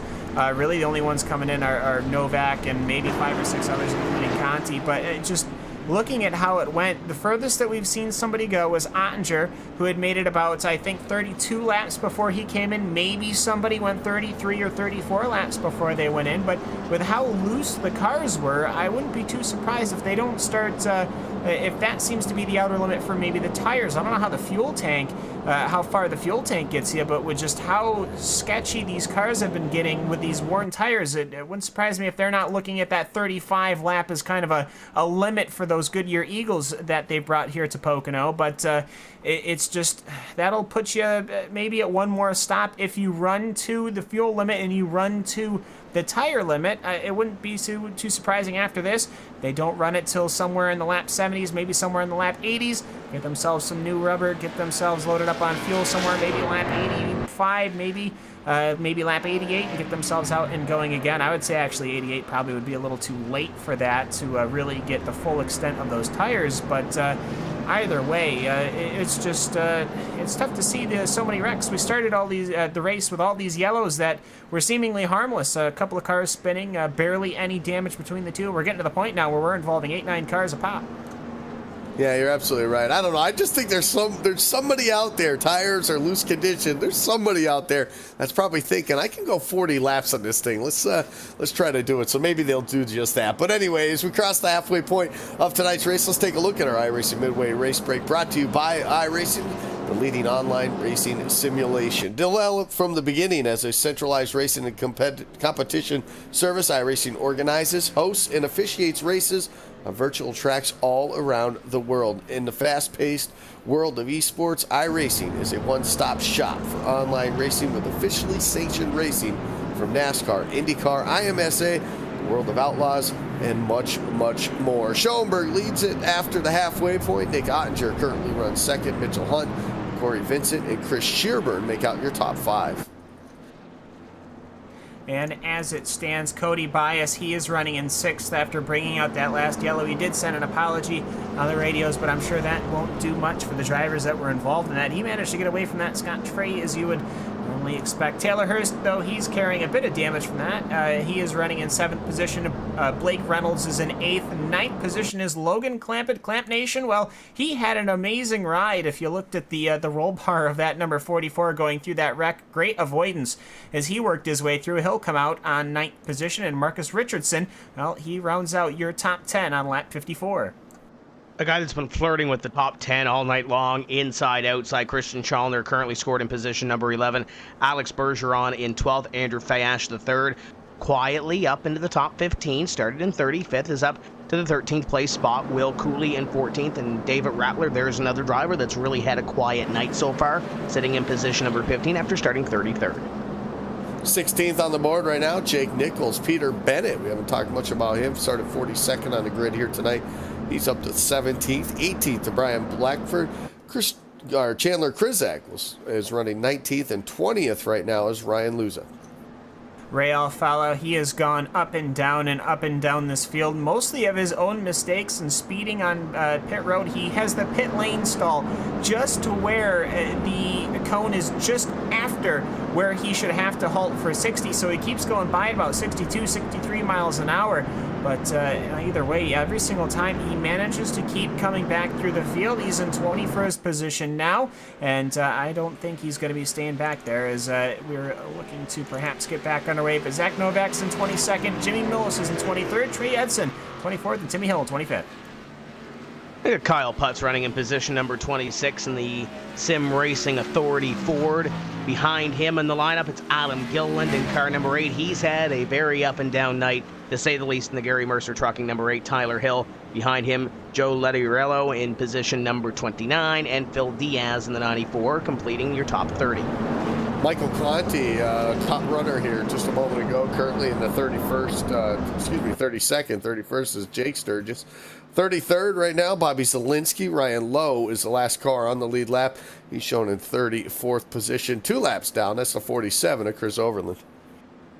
Yeah, and that's your first retirement. Brandon Schmidt, he's on pit lane with a blown engine. Kenny Humpy, he's on pit lane getting his car work done. Alan Bowes, he is another retirement. Dylan Duvall, he had blown his engine of his own accord. He was running a great race up till that point. Brad Davies, another retirement. Michael J. Johnson, he's out on track, but obviously well underpaced, as well as PJ Sturgis, who are 27 laps down and 33 laps down, respectively. Obviously, from 35th back, not the day that these guys were planning on having here at Pocono. No, it definitely is not what they wanted here, but 45 laps to go here when we get the green flag.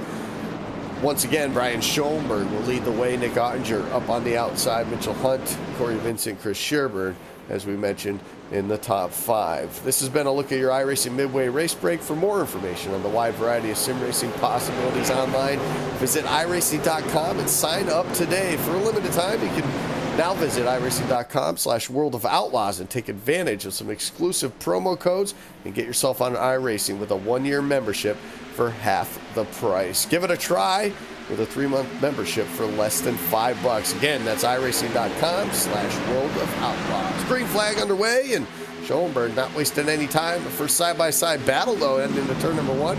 It's Mitchell Hunt looking to make up some ground. He's down to the inside of Corey Vincent. Vincent going to hang tough, though, on the outside. They'll continue side-by-side now off turn 1. Bias wants to move. The 27 into the middle, maybe 3 wide going into corner number 2. He tucks in behind the 10. 71 to the inside of Mitchell Hunt. Hunt's going to sail it in. You know it going down to the corner. He's going to try to pick up the spot on the 10. Slides up a little bit, and the 27 occupies that inside line. Cody Bias is on the move, was quick on that restart, but had no place to put it on the outside line. So now he has to try to pick up as many positions as he can as we work through corner number 3. 27 slides up the racetrack a little bit and gets the spot away from the 10.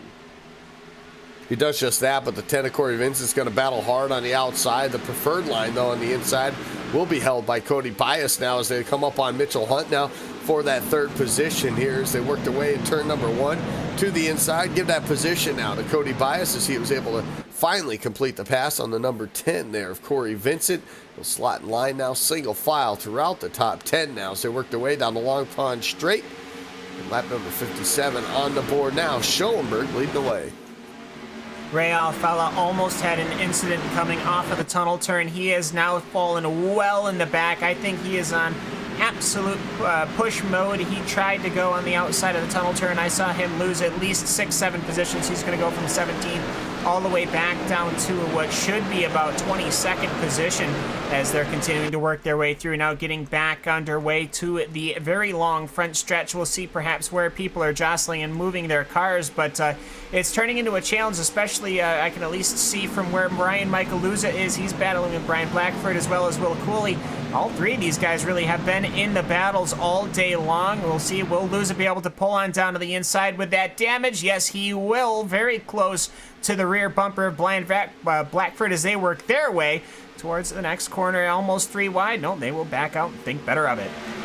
The think that damage is definitely hindering the one of Ryan Luza down the straightaways. He's able to get through the corners. It looks like pretty fast as he's able to get around Will Cooley, so give him another spot now, move him up to 13 now as he follows Brian Blackford now to turn number 3. But I think what it's hindering the most, I think, for the one car there, Tim, is the straightaway speed. If he's not tucked up behind somebody, he's going to lose a lot of ground. So I think for Ryan Luza to be where he's at with the amount of damage he's had, he's flirting with the top 10. This could salvage a decent finish for him here tonight. Yeah, but definitely does not have the power up off the corner to get anything to happen. And of course, if you want to get a position, you got to beat the driver to the start-finish line. And that's where Luz is lacking a little bit coming off of the corner with that speed. But nevertheless, still having a solid run for what he has for a race car in position number 13. A little bit of a change, or was a change for the moment up in front. Mitchell Hunt, position number 3. Cody Bias looked at that spot the last time by. Hunt went way wide in corner number 3, and it looked like Bias was going to have the opportunity to get down low and make the move, just like he's trying to do now, coming through corner number 3, but can't seem to get that run to the inside. Hunt maintains that spot, and he'll try to chase down Nick Ottinger. Ottinger was on the back bumper of Schoenberg for a couple laps, trying to pressure the 55 car, but the double nickel took the lead back and has begun to pull away a little bit. 2 car lengths over the 05 of Nick Ottinger as they continue to race for top 5 spots. Bias trying to pick a spot again to the inside of Mitchell Hunt. That he does, peeks the nose in, actually gets the fender now going down the Long Pond straight here as they work their way to the tunnel turn. But wow, how about that? Mitchell Hunt just gonna let him have it there. Doesn't want to fight him too early here. Still plenty of time to go. This time by 40 laps to go here in this one. Tons of time still for some of these drivers to get up to the front, but you got to feel the pressure for guys like Ray Alfala. Back-to-back wins for him. He made his way up to the front, but right now seems to be struggling back there around that 20th spot. Yeah, and I'm noticing, at least on the exit of 3, people are taking many different grooves now. I almost wonder perhaps the track sort of cooled off with all these caution laps that we've ran, and that inside line just not as favorable as it was. I'm pretty sure everyone just runs sort of a middle hybrid line into 1. Obviously, the tunnel turn, not necessarily a 2-lane, but 3, it's starting to turn into a very multi-groove corner. And I'm seeing at least the front-running cars, they're moving up and down, moving through it. Mitchell Hunt, he's worked his way up to the front after starting in 12th position. His race has gone all over the place, as well as pretty much the majority of the drivers here. Nearly everybody here has had a fairly interesting story to get to where they are, but Schoenberg, he is running fairly decent laps. He's running the exact same lap times within the 1,000 as Nick Ottinger, who is in pursuit, and Cody Bias as well is running just a hair's breadth faster. So they're going to tick off lap number 61 and head towards lap number 62. Cody Bias is looking to charge for position number 2. That he is, and this portion of tonight's broadcast, of course, is brought to you by Herculiner Truck Bed Liners, official bed liner of NASCAR. The battle for the lead up front is definitely starting to shape up here, Tim. We talked about kind of a gap that Schoenberg had, but that gap's slowly going away as now you see the 27 machine. Here comes Cody Bias back to the second spot now as he's able to get around Nick Ottinger after maybe a little stumble through turn number 1 for the 05. That's going to allow him to get that spot, and it's going to keep him honest now, at least keep that 71 and 10 at bay behind him. Let him get that position. You don't want to battle side by side for too long. You end up letting those guys catch up to you. How about this? Cody Bias, a huge run off of turn number 3. I think those fresh tires are starting to show up. Yeah, it's a matter of time when those tires decide to kind of get even with Schoenberg and Ottinger and the strategy that they are on.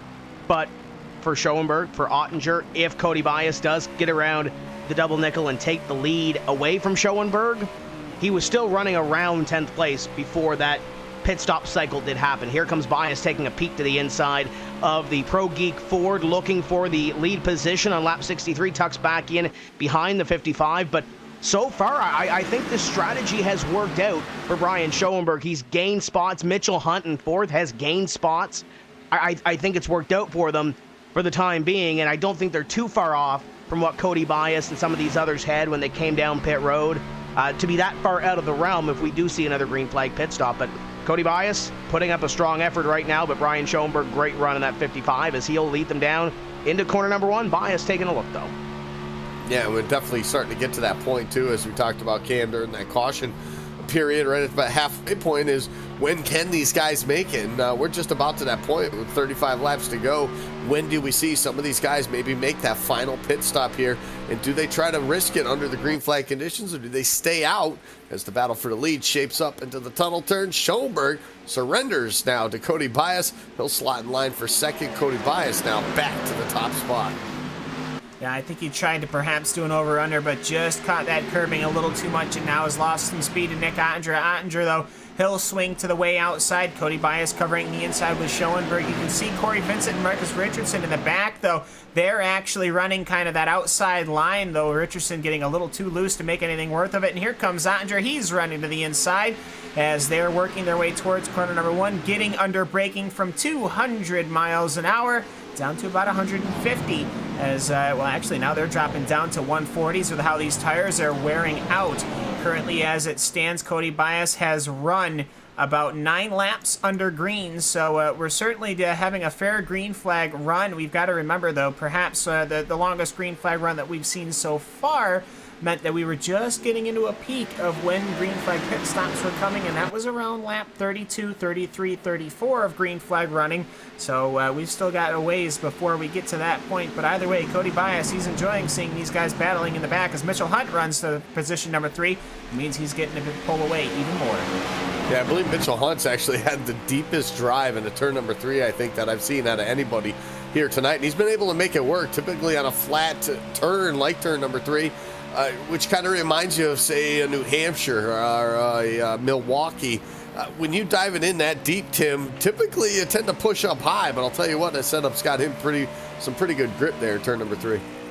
Yeah, a lot of grip at this point for that driver, and you mentioned it, trying to pitch it in down to that corner. You don't want to get the tires angry or upset at you as you go along the run, and especially, we mentioned off the top, coming back to the green flag, 40 laps-ish or so. We'll see if somebody does decide to push it the rest of the way. That's one thing you don't want to have, is get your tires angry on the run, even if you are going to do one pit stop between now and then, if you think this race is going to go green to lap 100. Bias continues to lead it, but Schoenberg now under fire from Mitchell Hunt. Hunt comes up at a corner number 3, had the run going down into the corner, but Schoenberg going to grab it off and pull away a little bit from Mitchell Hunt, and looks like Corey Vincent's come to play as well. He's closing in on the 71 Hunt as they go down into corner number 1. Yeah, he has closed the gap quite a bit here as this run's gone on, and I think Corey Vincent's had pretty good speed the longer we run here, and I think we saw that on that first green flag run as well, too, now that he's up 20 spots from where he started here tonight, 25th to 5th now for the number 10 of Corey Vincent.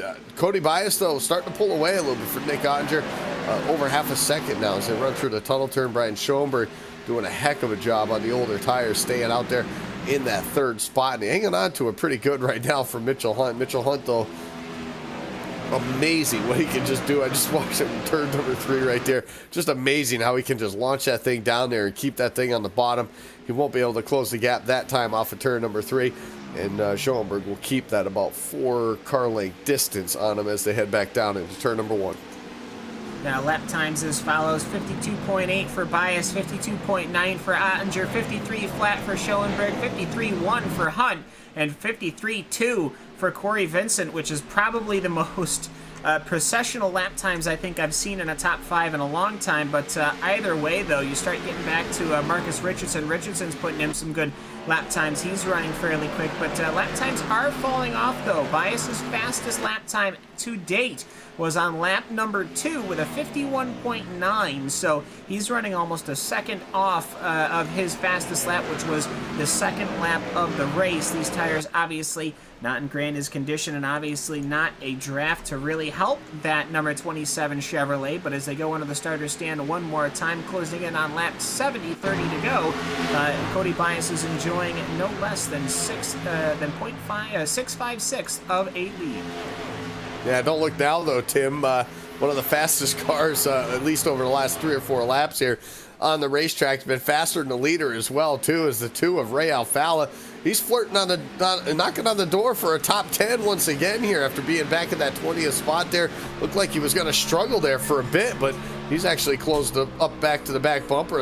His teammate there, Brian Blackford, Alex Bergeron as well. A fantastic run for him up in that 9th spot. But Ray Alfala, he's coming quick. And better do it now because you're running out of time. Almost 31 laps left to go. Yeah, Ray has definitely passed the most amount of cars here this evening when it comes to coming from the back of the field to the front of the field at this racetrack, trying to get that top 10 run back as he gets to run on Blackford down the front straightaway. We'll see if he can pitch it down into corner number 1 and try to make that move. We'll have 31 laps to go. Still a long ways to go. He's only 5.4 seconds back. There could be some potential of some pit strategy being played here as well. So this thing is far from over as up in front continues to be Bias and Ottinger going at it. They put a lap on the 83 of Bobby Zielinski. There's a lot of racing to be done here, and I don't think Ray Alfala is done. And as I say that, he goes for position number 10, passes up Ryan Blackford. He does just that, takes that position in the tunnel turn, and now looks to work on Alex Bergeron, that number 12. Try to get himself now into the 9th spot here. A few more spots, I would imagine, is what he'd want to get before the pit stop cycle happens. Or perhaps he might be one of the first guys on pit road. We'll have to see here as the laps wind down. Lap number 71 going up on the board. Just going to leave us 30 laps left to go here at Pocono. And I'll tell you what, the lead's still stretching out here. Cody Bias doing what he did on that long green flag run earlier on as well too. Just flat out, I'll tell you, that car is fast on the long run, and he's doing just that now. A second lead over Nick Ottinger. Yeah, and speaking of 71, the Mitchell Hunt piloted number 71, not necessarily doing as well as he was just a few laps ago. Perhaps that car falling away from him as he gets pretty tail happy coming off of corner number 2 as we have got a caution on the track. Well, once again, take the pit strategy, put it in the dumps. Blake Reynolds, David Rattler, they'll be the last ones on the ones through pit lane as we've got 2 stopped cars, Jimmy Millis and Adam Gilliland. They are happily parked on the racetrack right now. Everyone's slowing down, driving around. They're waiting politely for traffic to get through. Yeah, it happened in the tunnel turn number 2 as we get the replay up on your screen. Just a small little checkup. It looked like right ahead of Jimmy Mullis. He looks like he hit Andrew Fayash there going into the tunnel turn. And the 8 there, Adam Gilliland, just nowhere to go and just flat out got into the back of the number 40 machine there as they went through the tunnel turn. So caution flag out here on lap number 71. And I'll tell you what, this takes pit strategy out of the equation now. It's going to be a 4-tire and fuel stop for all these drivers here, and a run to the end is what they're going to hope for. And we're going to see some strategy being played out here on the opposite side. As Cam said, throw the green flag strategy out the window. This is going to be more than likely the final pit stop of the evening, unless we get a caution late in this race. But looking back to the last time we had a caution flag that ended what could have been a full cycle of green flag pit stops, a guy like Brian Schoenberg, Mitchell Hunt, stayed out on the racetrack, and they are in the top 5. Schoenberg, the strategy worked out for him. Ottinger, same deal. Cody Bias has the lead back. We expect all these guys to come down into pit road, but Brian Schoenberg, Nick Ottinger, it worked out for them this time. We'll see what transpires as they come down pit road. This is pretty much going to be the money stop to try to determine where you are for track position. And Andy, we've seen some of these races come down to the end, and we've seen some caution after caution after caution to end the race. So this could very well play out for pit strategy as well, too. Get yourself up front. We do see a couple of cautions. You could position yourself for a top 5 run. Yeah, you definitely could. So all the leaders heading down pit road for, like you said, could be the final stop here of the night. Could be the final time to make adjustments to the car as well, too. See what these guys have, but that was definitely a big win for guys like the 05, Nick Ottinger, Brian Schoenberg in the 55 as well too. Being able to stay out there with a few laps older tires than these guys, surrendered the lead, but ultimately to stay in the top 3 before this caution flag was definitely a win for those guys. 4 tires of fuel looks like the case for the number 27, Cody Bias. He'll lead the way off of pit road, and just as they came on pit road, at least the top 3 will remain the top 3. Yeah, once again, looking at the pit stop times, the top 3 of 14.9, 14.6, 14.3, so it doesn't appear anything too dramatic. Though actually, no, Shearburn and Rattler did not pit, so actually it was Cody Bias and Nick Ottinger, so there's pretty much the same. Schoenberg, even though he had a 13.5, he is still going to be sitting back in what will be 5th position.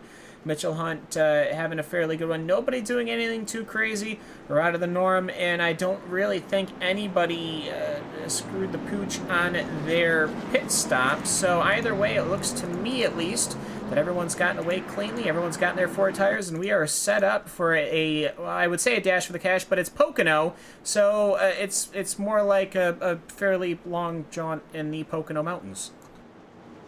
It's more like a long hike, we'll put it that way, for these guys still to get this done here before this thing is all said and done. But Cody Bias continuing to have a great night.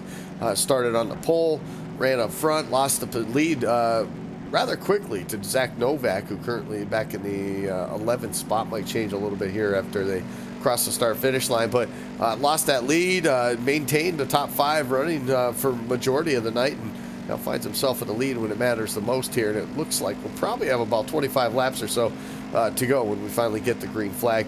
All these guys should be good for fuel, good for tires, to make it to the end. The only problem would be a 20-lap run and another caution. You might see another round of pit stops as well, too. So we'll have to see exactly what will shake up and what will happen, but we got a lot of time to get that done here. 25 laps still left on the board.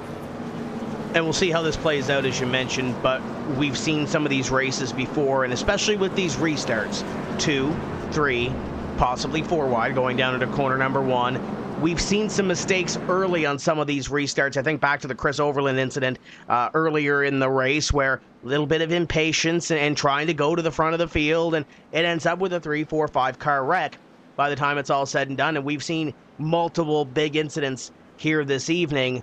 So if somebody tries to push their way towards the front of the field that might be behind the 8 ball when it comes to track position, we could very well see that happen. I look back to Ray Alfala and Brian Blackford, who have been running so well here this evening in positions 10 and 11, albeit Ray Alfala has had some pit miscues so far at Pocono. But if they have somebody around them or they make a mistake, it could wad up a bunch of race cars and could dash their hopes of winning here at the Pocono Raceway. So, and we should mention as well, Ray Alfala, no penalty on that pit stop. So he was good. He's up to position number 10, and he's got a shot at winning this thing without having to pass 25 or 30 cars to get to the front. Yeah, I definitely say it's probably the best time to not get a penalty on that one there. Definitely would be a tall order to get back through the field with only 25 laps left to do it. So Ray Alfala did the smart thing, probably drove a little bit slower on pit road that time, able to come out and not get a penalty this time here. So we'll see how that all shapes up for him as this continues on. The 35, Chris Sherburne, still out on the racetrack along with David Rattler here. Not sure if those guys will come in with 1 lap to go or not here, or if they're going to try something different. Maybe there's different strategy going on for the 35 and the 09 here. So it looks like they are going to stay out here. So the field's going to get doubled up here on lap number 75, and we're going to have ourselves an interesting restart, I think. We might see some 3 wide action before we even get to the start-finish line. Wouldn't surprise me if it's 4 wide, Andy, but I will say, and this is a pretty good thing to note, Nick Ottinger, well, he got all the way up there, not because he's fast per se. He obviously has the speed. He's been up front ever since he got up front, but he got up front by having that green flag pit stop just before a yellow. Well, now we got David Rattler and Chris Sherburne on the stage. We'll see if they too can hold the speed that Nick Ottinger has been able to hold, and whether or not they will be able to party as well and perhaps play spoiler to some of these fast guys like Cody Bias, who qualified in first position. It's going to be a lot of fun to see exactly what happens here, but Chris Sherburne and David Rattler on the front row here for this restart. Cody Bias, obviously with the fresh tires, he's going to restart just behind these guys. It's definitely going to be a pretty interesting restart, I think, here on this one nonetheless. 55, Brian Schoenberg will restart in that 5th spot, inside lane. Probably a good spot for him to be in here. I think I'd rather be on that bottom lane, especially with a couple guys, maybe not with such fresh tires up towards the front. You got plenty of room to dive to the bottom if you need to here on this restart. So the field stacked up 2 by 2. Going to get this thing back underway. 25 laps to go when they get the green flag this time by. The field works its way through turn number 3. So Chris Sherburne looking to lead the field to the first time tonight here under the green flag conditions, and they'll do just that this time. Pace car will look to the safety of pit road. But just as it does that, we'll get the green flag out, and we're off and running. Slow start on the high side. It's going to check up that outside lane. Schoenberg looking to get around David Rattler. They'll end up side by side. Just behind him, though, 3 wide action, 4 wide action, all going on around the top 10 here into turn 1. Ryan Luza in the middle trying to make it happen underneath the 10. Here comes the 2 of Ray Alfala trying to make the middle work. Zach Novak is 4 wide. The 12 of Bergeron is on the extreme outside. We're still somehow under the green flag, but they are 4 wide heading towards the tunnel turn. Oh boy, this is going to get tight. Clamp it on the inside. Krizik on the outside. They get it back to 3 as they'll make it through corner number 2, at least in this battle. Yeah, they're going to make it through. They're going to make it through just ahead of them as well, too. The 71, Mitchell Hunt, Ray Alfala, those guys were looking 3 wide for a moment, too, as they headed to the tunnel turn. It's a 3 wide now through turn number 3 here. Ray Alfala right in the middle. Luza on the outside. Luza will clear him with the momentum. Mitchell Hunt on the bottom, trying to hang on to it, but the top side gathering the momentum. Ray Alfala will clear him. Move Ray Alfala now to that 10th spot. He's looking for more. He'll duck to the inside now of that 1 of Ryan Luza. Mitchell Hunt washes up the racetrack just a bit. Maybe some slight contact with Corey Vincent. They'll settle it out, though, and race their way down the Long Pond Straight. The Toyota of Alex Bergeron, he's got the speed. He pulls Mitchell Hunt to the inside, and he'll try to work his way through the middle. No, it will not happen. Going through the tunnel turner, will it? He'll at least slide in the inside of Corey Vincent. Vincent sliding back just a hair as Ray Alfala moving to the inside of Ryan Michael Luza. Obviously, that front end damage on that number 1 Ford, not necessarily what you want to see, but that outside line is actually very effective here at turn number 3 at Pocono Raceway. So everyone having a fairly good drag race once again down towards corner number 1, which is basically the length of a drag strip, probably longer to be completely honest. But either way, Chris Shearburn, he's holding the lead, but it shouldn't be for long. Cody Bias, he seems to be running a fairly good momentum through the corners, and one of these times he's going to pop to the inside of Chris Shearburn. I wouldn't be too surprised if we don't see that 27 back up front. But despite that, both of them are pulling away from Brian Schoenberg. That they are. Schoenberg currently in that 3rd spot. David Rattler that'll back in 4th spot after a struggling start for him. A little slow to get to the gas for him. He loses a couple positions, but at least for the time being, sits in 4th. The battle for the lead shapes up. Shearburn to the high side. Cody Bias looking to the bottom. Not going to happen this time. He'll slot it back in line now, and he'll follow that 35 across the start-finish line to put lap number 80 up on the board. We're getting closer and closer to the end of this one here. Back into turn number 1, though. Lots of action still going on around that top 10 area there. Ryan Luza has come under fire with Mitchell Hunt. Mitchell Hunt makes contact with him. The 1 car somehow saves it. He's in the grass. He's awfully slow, but we'll stay green flag racing for now. Up in front, Cody Bias setting up Chris Shearburn. It looked like he was going to try to make the move down into corner number 2, but nothing doing there. We've seen him a couple of times try to make this inside move into corner number 3. He hasn't been able to make it stick 9 times out of 10 when he's trying to make this move, but he's going to sail it on into corner number 3, trying to clear Chris Shearburn. Shearburn has that run up top. Bias slides up in front of him. Crossover possibly? No, he's not going to get there. Cody Bias is going to lead this lap with Shearburn tucked up tight to his back bumper. And Andy, we saw it a couple of times earlier in the race. Bias was able to get down into 3, have some momentum going in, just couldn't clear him coming up. A little bit of a slide job, and now he takes the lead. Can he pull away from Chris Shearburn? Might have been racing some dirt track racing this week here. Cody Bias getting the job done on that slide job up off of turn number 3. Gets a spot and now starts to pull away as they head to the tunnel turn here. About 3 car lengths separate him and Chris Shearburn now for the race lead. Schoenberg still about half a second or so behind those guys, trying to hang on to what could be a solid finish for him here tonight. Ray Alfala was able to get around teammate Brian Blackford that lap as they worked their way through turn number 3 this time. Move Ray Alfala now up to that 7th position. Still a lot of work to do here with 20 to go. Not only that, we're still seeing that line moving up and down through corner number 3.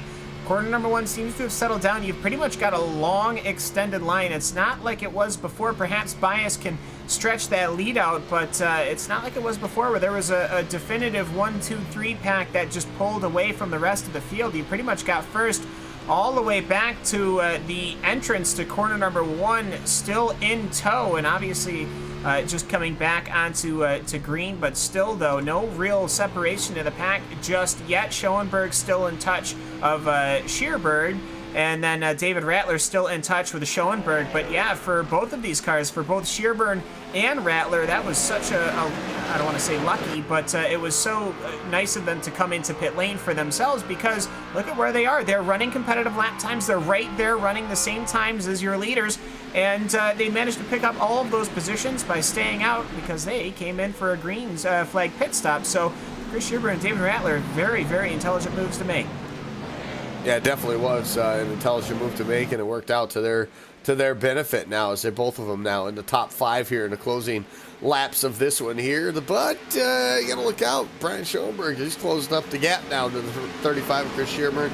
So worked their way into the tunnel turn, just 2 car lengths separating them. Of course, Schoenberg trying to get up there, get that second spot, and see if he has anything left for Cody Bias before this thing's done. He sits 1.1 second now off of the race lead here at Pocono. So they come off of turn number 3. They'll get lap number 83 up on the board here. We'll have 18 laps left to go here in this one. 18 laps doesn't sound like a lot, but when you're talking a 2.5 mile triangle, it can take quite a bit of time, and there's still a lot of racing left to do before this thing's over. And especially when they're doing 52 to 53 second laps, it can add up in a hurry in 18 laps. But nevertheless, the battle for second continues to intensify. Schoenberg got a great run at a corner number 1 that last time. Pokes the nose to the inside of the 35 of Shearburn. They'll dance down into the tunnel turn. The 55 trying to take position number 2 away, and not too far back is David Rattler along with Nick Ottinger in the 05 as they get a great run. Schoenberg completes the pass, and Rattler, not even thinking, down to the inside, will try to pick up position number 3 from Shearburn. Shearburn slides on the outside, and is Rattler maybe going to go after Schoenberg here if he can get the job done, get a little bit of momentum off the corner? He can't clear Shearburn. Shearburn will go back to the outside. Ottinger will try to make this move as well. And keep in mind, we've had a few first-time winners so far this season, Andy. The top 4 have never won in the NASCAR Peak Antifreeze Series. They're looking for their first victory. You can add in Marcus Richardson back there in position number 7 as well. We could see another first-time winner in 2017. That we could. The battle for that 3rd spot still going on pretty strong here. Shearburn holding tough on the outside. He'll actually clear David Rattler now as they head to the tunnel turn. He'll get that spot. He'll keep it, at least for now. You got Nick Ottinger now right behind them. And how about it? Ray Alfalla now up to the 6th spot. And now he's got 3-4 cars in front of him. You know, when you put those cars right in front of him this late in the race, you know he's going to be turning the wheels on that thing here. As they work off of turn number 3, Alfalla looking for the run. Ottinger went to the inside. He'll pull up alongside of David Rattler. He won't get that momentum, though. Here comes Ray Alfalla now to the outside lane. Not the preferred way to be here as they go into turn number 1. But you never know. That number 2 machine will really turn it on at the end, and you can see him pull that momentum on that outside lane there. Might have an opportunity here to get around that 05 of Nick Ottinger. They're going to drag race it now with David Rattler just ahead of him. Yeah, and right now it's just a drag race down once again here. Well, lots of drag racing, I guess, here at Pocono. But either way, Ray Alfalla tried to make that pass on the outside work. Almost quarter panels. They do make just a hair of contact as Ottinger. He's not able to secure that top line. He will cut across the nose, and that will allow Brian Blackford with massive amounts of speed. But he'll have to back it off here into corner number 3. Here, Ray Alfalla going to the inside now of Nick Ottinger as Blackford gets a little loose and washes out. They're going to try to make the pass once again. I think these tires are starting to wear off on a lot of these cars, and they're starting to get to the point where these things are getting fast and loose. That they are. The battle for 3rd. Now here comes Rattler to the inside of Shearburn. He'll complete that pass on the entry of turn number 1. That closes the door for Ottinger now to move up to the back bumper of the 35. You got 3rd, 4th, 5th, 6th, and 7th with Blackford all right there in a row, all looking for positions. It's all prime real estate now with the closing laps here, 15 to go. We'll see now if Rattler can run down the top 2, or at least run down Brian Schoenberg, as Shearburn tries to get back to David Rattler. Got a great run out of the tunnel turn. He'll look down into corner number 3 and try to pick up position number 3, but here comes Ottinger. As Shearburn tries to take the spot away, Shearburn will now have to defend position number 3 as Ottinger tries to go back to the inside. The 2 of Ray Alfalla closes in on this battle for what is position number 3, currently occupied by David Rattler. With that little exchange back there, Rattler gets a couple of car lengths on Chris Shearburn, but he's still about a half second behind Schoenberg, and Schoenberg has about 2 seconds to catch Cody Bias. Do you think Schoenberg is saving anything in case a caution flag does come out and we see a little bit of strategy? Some of those guys staying up front and Schoenberg maybe trying to lock down his first win in the series? I don't know if he's trying to save anything or if he just can't save anything. Cody Bias is just flat out on the tear right now, a 2-second lead. And how about that? Bring this portion of tonight's broadcast brought to you by Blue Def, the official diesel exhaust fluid and DEF equipment of NASCAR. Cody Bias will cross the start-finish line here. Work lap number 88, puts 13 laps left to go. And man, I'll tell you what, just a phenomenal job he's done here. Still maintaining about a 2-second gap here.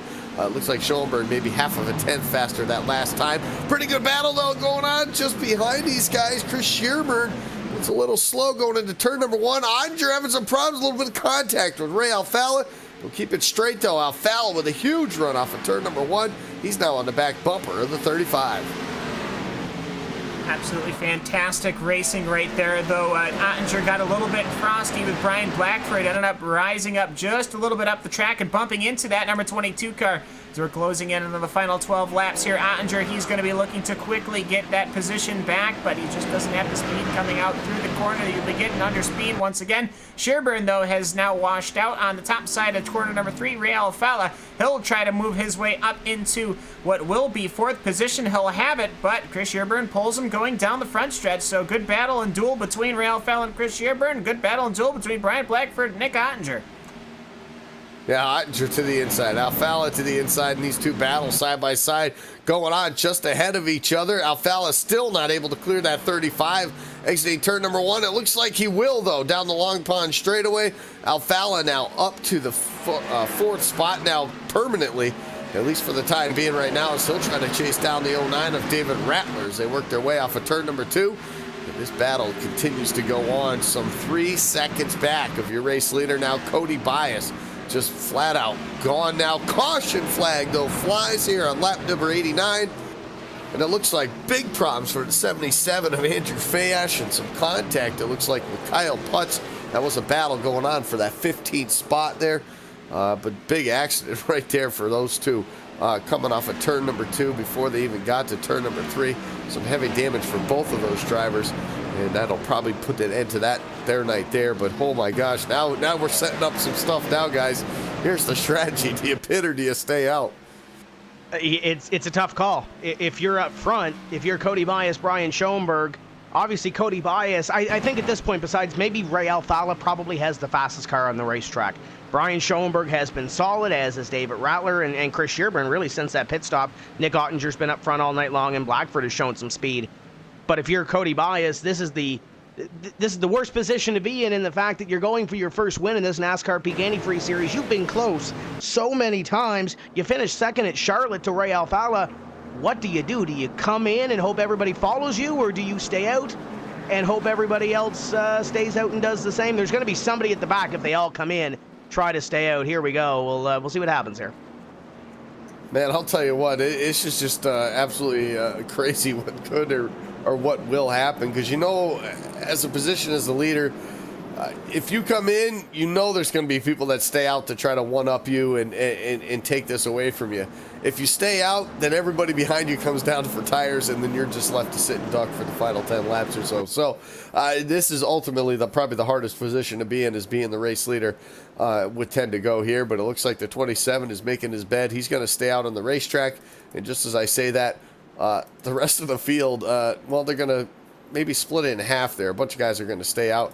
A bunch of guys are going to head down pit road. It looks like the 01 of Marcus Richardson, who was actually up in that 8th spot, will be the first one to head down pit road. So a lot of drivers outside the top 10, I would say, maybe trying to best their position or best their finishing position here with the fresh tires late in the going, maybe have the opportunity to maybe get themselves a top 5 before it's over. Yeah, and I count maybe 10, maybe 11, 12, but did stay out either way, though. Everyone else who has come in, at least some of them are the walking wounded, but there are some pretty good bullets in the gun. Mitchell Hunt, Corey Vincent, Alex Bergeron, I see Logan Clampett, he's come in and he's gotten tires as well. Will Cooley, who's been pretty quick all day. Michael Conti, Joe Letterello, quite a couple of other guys So we'll see here what these guys can do. I think it'll be, maybe 8 to go, 7 to go by the time they take the green. That to me seems like just enough time to really perhaps let these tires come in and perhaps get us some good side-by-side racing, because these guys, they picked up their tires, Cody Bias at the very least. As I pull up my timing here, he is on an 18.6 lap stint, which means that when they pass the starter stand, his tires will be 19 laps old. So you got to start thinking he's halfway through a tire cycle, and he's going to have to be holding off people who are on 4 brand new Goodyear Eagles. Yeah, it's definitely probably those guys. You got to look maybe the 78, the 15. Those guys that are towards the tail end of this top 10 here, when you have those guys with the 4 tires behind you, those are the tough positions to try to hang on to, and that's where you're going to see the most action, I think, on this restart. But we're going to have to keep an eye up towards the front as well, too. Ray Alfalla, like you had mentioned, Tim, just a moment ago, probably out of these top 5, top 10 that were on the racetrack under that green flag, probably the fastest driver out there. So even on the older tires, it seems that car still had a lot of speed. So he's going to be restarting 4th, it looks like here. But I'll tell you what, he's going to have a tough order, even if he can get to Cody Bias, getting around that 27. When you're looking for your first ever win, when you've had a dominant car like Cody has, it's going to be awfully tough to get around him. I think Cody Bias and Ray Alfalla right now definitely have to be circled as the 2 fastest race cars around the racetrack. And Ray's been coming from the rear of the field all the way back up. Cody Bias has been within the top 5 for most of this event, and he ends up leading this field back to green.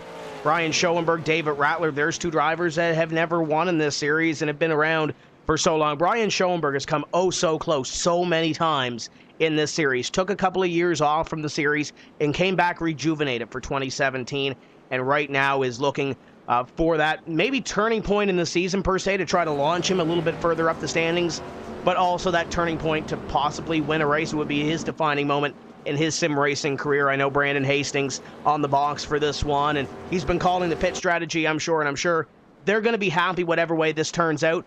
But I know they want to win, but I'm sure they would be happy with a top 5 as well. And what can you say about David Rattler sitting in position number 3? He's been here so many times. He's played some strategy before, but he's raced. He's run his way up into the top 5, and now can he get a top 5 finish? He's got Nick Ottinger, Brian Blackford, the likes behind him. Zach Novak's been quick all night long, that are going to try to steal a top 5 run at the end of this one. I think we're going to see some moving and shaking. The question is who is in the top 5 chairs when the music stops at lap 100? Oh, I like that analogy right there. We're playing musical chairs up at the top 5. I like that exactly. That's perfectly said right there, because that's exactly what you're going to see here. These guys going for every single possible thing. And with 5 races, including tonight, going into the chase, with all these points and all these positions up for grabs, it's going to be pretty exciting to figure out. These points mean everything. This isn't a win and you're in scenario. This is a point. You have to be in the top 8 to make yourself eligible for the first ever chase in the NASCAR Peak Antifreeze Series. So this is absolutely going to be phenomenal, I think, for a final restart. And hopefully these guys, whether it's 3, 4, 5 wide here, that they'll be able to keep it straight and we can stay green for the final 6 laps or so. Well, fingers are crossed and toes are crossed, but if we were having these wrecks on lap 20 and then lap 30 and then lap 40, lap 90 when there's only a couple to go, it doesn't seem too promising, but at the same time, you never know what could happen. Somebody could spin their tires, somebody could have an issue missing a shift. You never know what could happen with these things, so we'll just have to find out. It's going to be in the hands, though, of Cody Bias and Brian Schoenberg, who are going to be your front row as they kick off what should be, hopefully, the final restart of our race here at Pocono. This most definitely probably will be the final restart, unless we have a huge pileup going into turn number 1. But for this sake, on this green flag restart, let's do something pretty cool. Let's go for a ride in the number 2 of Ray Alfalla. He's going to be starting on the outside of row number 2 there. This should be a pretty good lap to watch from the driver's seat on this one here as we get set to get back under the green flag conditions. There'll be 7 laps left for these drivers to get the job done here at the Pocono Raceway, and Cody Bias will look to lead the field to the green flag once again. A pretty dominant car for him all night long. Started on the pole. He's got the opportunity here to come out with the victory. Pace car going to head down pit road. Green flag will wave. Good start by the top two guys. A little bit of a checkup further back in the top five. Let's take a ride with Ray Alfalla here down the front straight.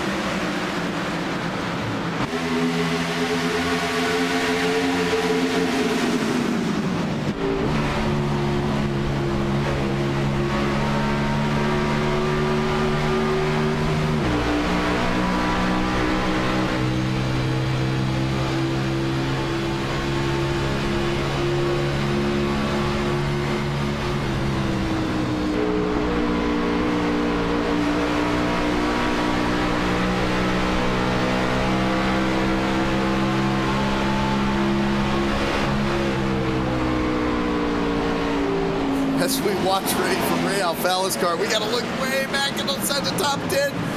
4 wide going into turn number 3, and we will get a caution flag. That was around position number 10 to 15 there. Huge pile up in turn number 3. Some guys going 4 wide, and that's exactly where we see all the guys with 4 tires and the guys that had stayed out. That was some phenomenal stuff going on right there. Looks like the 09 involved in that one, but wow, that was absolutely phenomenal right there. What we saw was just unfortunate. We couldn't keep it going straight there for that one, but a huge wreck here coming out on lap number 95, or just as they cross 95. So it looks like we might get probably maybe a one-lap shootout here, guys.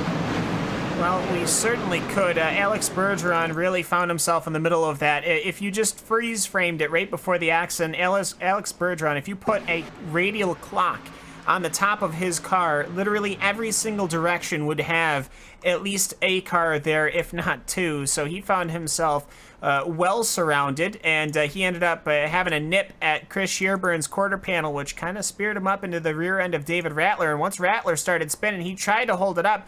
A lot of guys actually did a pretty good job trying to slow it down, but it just didn't happen. It ended up being Chandler Kryzak, the unfortunate one who gets punted out and hits the wall, and then Timmy Hill involved as well. So an accident well far back of the field.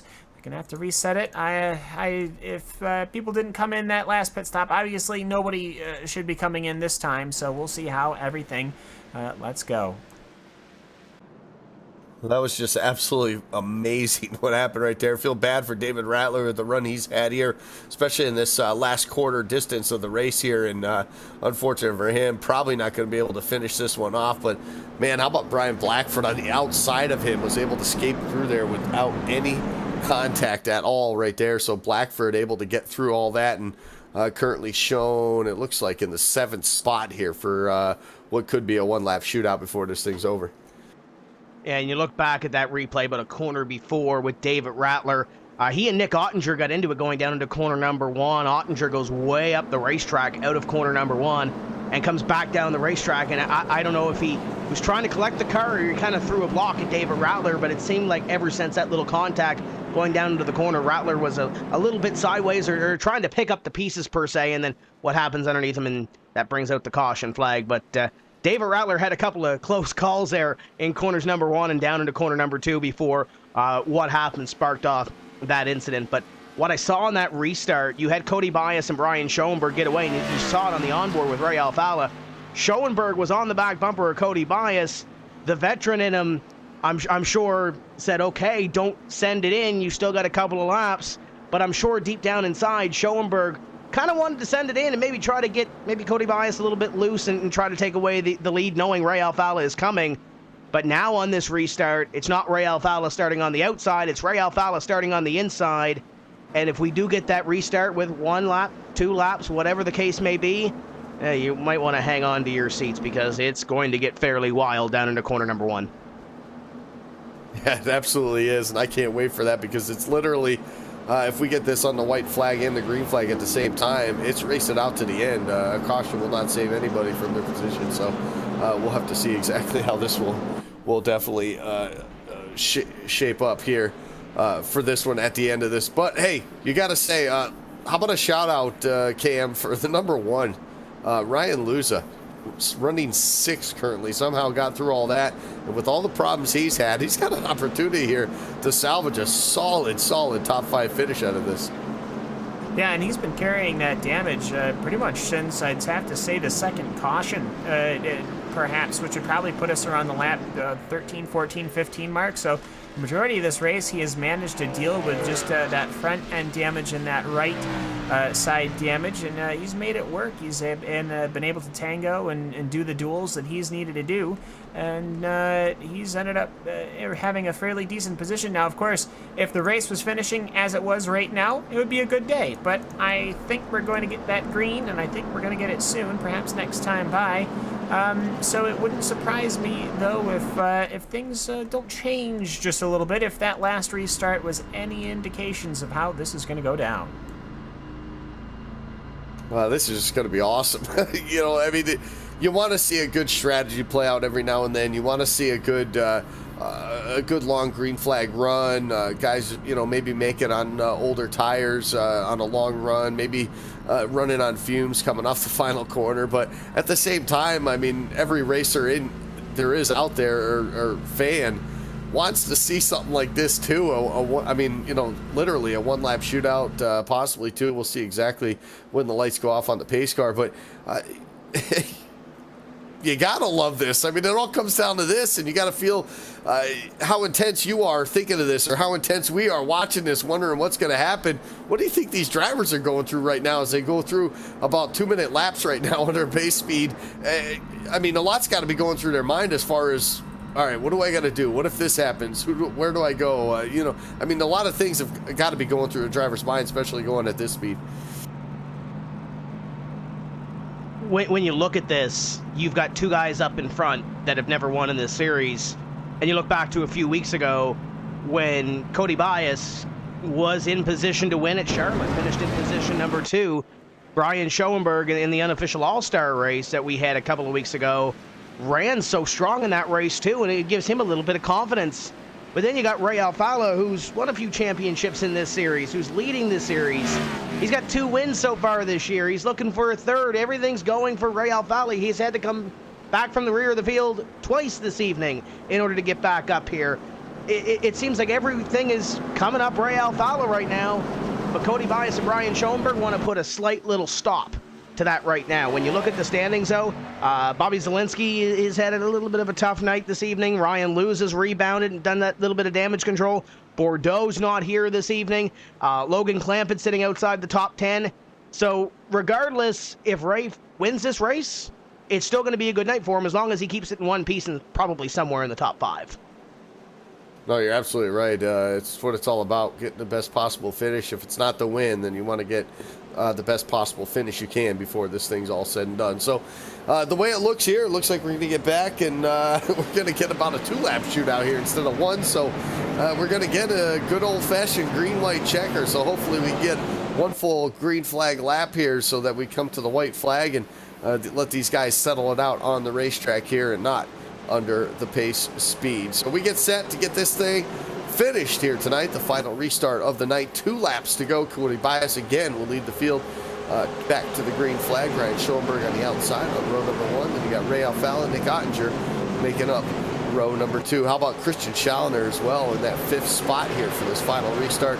Good rebound for that driver as well too, with early problems in this one. So off of turn number 3 for the final time, we will see the green flag wave, and it'll do just that. And a great restart for Cody Bias. He'll clear Schoenberg by 2 car lengths. Now Alfala now moving side by side for second.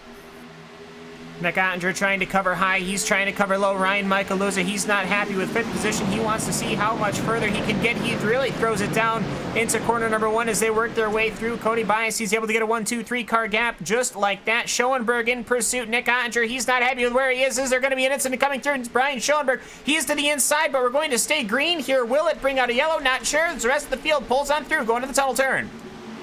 Right now he's on the grass. It stays green for the time being as they work their way off the tunnel turn and back into turn number 3. Alfala now in 3rd. Ottinger was able to move up into the 2nd position here. But meanwhile, Cody Bias, a 5-car length lead off of turn number 3, and he looks for the white flag, the final lap here at Pocono. Yeah, the white flag going to come out here. Ottinger and Alfala right now looking like they're going to battle it out for position number 2 as they are about a half second behind Bias. Bias, all he has to do, Andy, is hit his marks. He'll come back and he'll pick up his first NASCAR Peak Antifreeze Series victory. But that battle within the top 5, the music is still going, and the chairs might change before this is all said and done. Alfala turns Ottinger down the straightaway. Big contact. Both of those drivers now out of it. It's going to beef things up now. Schauner in the wall as well, too. Heavy damage for all these drivers out towards the back. Alex Bergeron, the 10 of Corey Vincent, will slide through there. And right now, those two will battle it out for that second spot. Cody Bias, he's on his way to his first ever career victory as he works his way through turn number 3 for the final time. Bergeron currently in that second spot as they exit turn number 3. Cody Bias will win at Pocono, and coming in at a hot second. How about this battle? Alex Bergeron, his top finish, his best career finish as a rookie. He'll finish second here at Pocono as well. A solid run for him. Corey Vincent will get the win.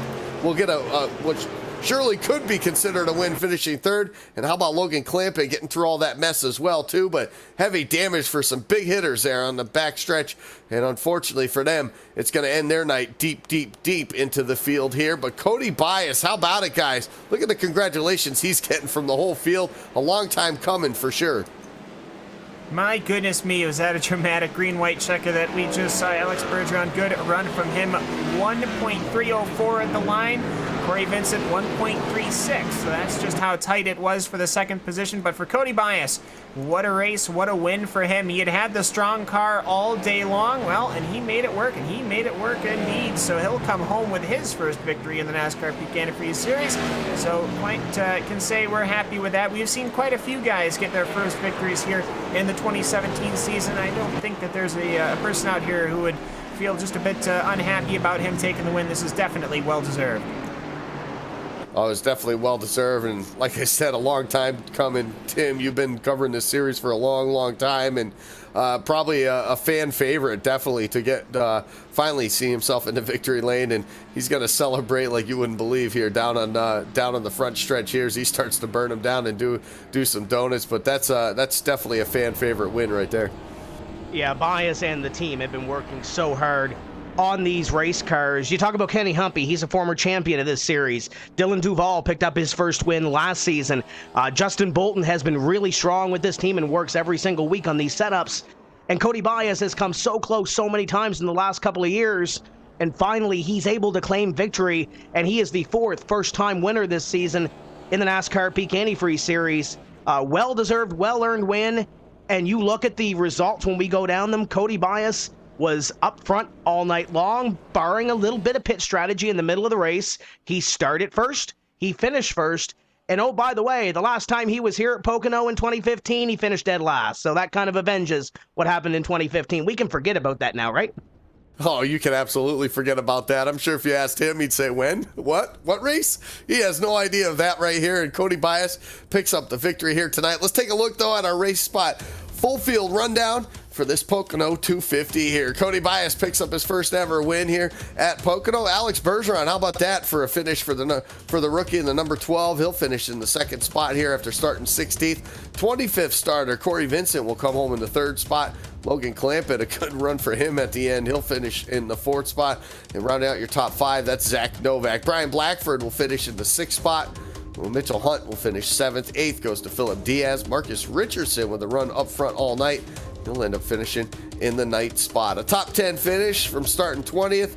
You can say it's definitely a good one, even though Michael Conti would like to be a little bit further up towards the front of the field. Definitely a good run for the number 5. And Will Cooley will finish in the 11th position. Jake Nichols will come home in the 12th position. Ryan Lowe, he'll come home in 13th after starting 39th and non-qualifying. Your first finishing non-qualifier, so good run from him. Joe Letterillo, he'll come home in 14th. Trey Edson will be in 15th position. Chris Sherburno, what could have been? The strategy seemed to have been working out. That lucky run where he got the green flag pit stop just before the caution doesn't seem to pay off. He started 14th, will finish 16th. Peter Bennett, he'll come home in 17th after starting 42nd. Blake Reynolds, he'll finish in 18th. 19th will go to Adam Gill, and then Tyler Hill will round out your top 20. Kyle Putz in 21st. 22nd is Christian Chalner. Ran up in the top 10 most of the night. Going to come home in 22nd. Bobby Zielinski in 23rd came in second place in the point standings for the NASCAR Peak Antifreeze Series. Timmy Hill 24th and Andrew Fayash the third in 25th. Here are some names that were up in the top 5 in the last 2 laps and ended up finishing outside the top 25. Ray Alfalla, Brian Schoenberg, Nick Ottinger all scored on the lead lap. Ryan Luza scored as the first driver 1 lap down, and the other driver scored 1 lap down in 30th, Taylor Hurst. 31st finisher here with a strong run in the first half of the race is Jimmy Mullis. He'll end up 31st. 32nd goes to David Rattler. Jake Sturgis will finish 5 laps down in that 33rd spot. 34th goes to Chandler Grizak. Michael Johnson will finish in the 35th spot. 36th, that goes to Dylan Duvall. PJ Sturgis will finish 37th. 38th to Chris Overland. Brandon Schmidt finishes 39th tonight. Kenny Humpy, a couple big spins out of turn number 3 will get him a 40th place finish here tonight. 41st to Alan Bowes. And running out the 42 car field here tonight, that'll be the number 11 of Brad Davies. We're going to take a quick replay look at lap number 38 right now. Big doings that happened early on in this race and caused a big wreck for most of these guys, or excuse me, lap 98, I should say. On that last lap, a big accident that happened that took a lot of these drivers that were up in the top 5, put them outside the top 5. So we'll take a peek at that. But on our way out, and when we come back, we'll definitely talk to the top 5 finishers here tonight. And we'll do that right here on RaceSpotTV and iRacingLive.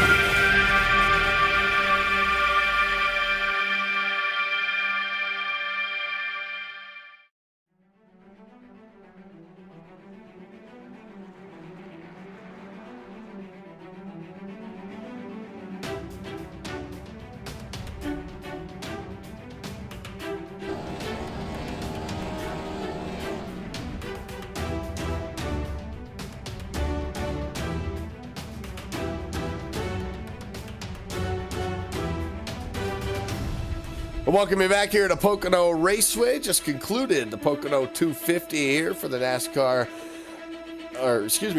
Peak Antifreeze Series powered by iRacing. And we saw a phenomenal race here at the end. Cody Bias picking up his first ever career victory. We'll talk to him and the rest of the top 5 finishers in just a moment. But awesome action going on all over the racetrack, especially those final couple laps there. Ray Alfala, the 05 and Nick Ottinger had in contact off of turn number 1 there down the Long Pond straightaway. And that, of course, coming out on the white flag, so nothing they could do there as they spun out, ended up with finishing outside the top 25 here tonight. We'll do this now, though. We'll go and head down to victory lane, and of course, we'll talk with tonight's winner, a first-time winner, we should say, the 4th time this season we've had a first-time winner in the NASCAR Peak Antifreeze Series. It's Cody Bias, and he is going to be celebrating all night long, I guarantee that. Cody Bias, congratulations, first of all, for victory lane. The first time. It's been a long time coming for you. Yeah, thanks, Andy. Yeah, like you said, it's been a long time coming. This one feels so good, I'm not going to lie. All the hard work the guys over on the team put into these cars each and every week, it finally showed up tonight. That car was unbelievable, and it was a blast to drive. And yeah, I really wanted this one. The cautions at the end got me a little nervous, but I just had to stay cool and calm and do my best to hold off those guys with tires behind me. And thankfully, I looked at it off of turn 1, coming to the on the white flag lap there, and saw them all wrecking behind me. And after that, I just realized I just had to hit my marks and bring it home and to get our first win. But this is awesome. I can't, like I said, can't thank everybody on the team enough for this. This is awesome with 3 runner-up finishes this year, and to finally break through and get a win is beyond incredible. I cannot be any more happy right now. Yeah, and I mean, not even have to do it on strategy or anything like that. I mean, pretty a dominant car all race long. I mean, even at the start, you gave up the lead pretty quick to Novak there early on, but still you were able to run in the top 3, top 5, the whole part of this race. But ultimately, there had to have been some changes maybe past that midway part of the race that you guys were able to make to that car that just got you to that front. And once you were up to the front and had that lead, there was no looking back from that point. Yeah, for sure. The first run of the race, I was a little nervous because I thought our car was actually pretty good from all the practice sessions our team put in for this race and preparation for it. And as soon as I fell back to 3rd behind Dylan and Novak, I was like, all right, well, maybe you were not as good as we thought we were going to be. But after pit stops, my crew chief Justin Bolton was screaming at me to start driving the car a little bit harder. And I finally listened to that and got back into the rhythm I had from practice. And once we got clean air, the car felt the best it's felt all week, to be honest. I haven't felt that good ever in my career, especially Pocono. Pocono, last time we were here, I finished 40th, so like the complete opposite. And like I said, just again, I cannot keep reiterating how proud I am of the whole team for each and every week bringing cars like this to the racetrack and to break through and dominate a race here at I didn't think it was going to be one of my good tracks, but with a car like that, it made me look a lot better tonight. So I can't thank all those guys enough. Yeah, and you talk about, thanking your teammates and all the work that goes into this. A lot of people outside the series that don't know what goes on. I mean, you guys race basically every other week. And what happens in basically that 10 days or so, you guys are on the track practicing, working on these setups, and a lot goes into this. It's not just show up on Tuesday night and see what you got. You guys do put a lot of work in this. You got a whole bunch of guys on the team that, for a while you scratch your heads and you say, man, what is it that we're missing? Then you find it, things happen, you guys end up getting good finishes like this. And then now tonight to put it all together and get the W, it's got to be that much more satisfying. Yeah, like you said, that's what makes it so satisfying. The amount of hours you have to put into these setups for these cars are an insane amount each and every week.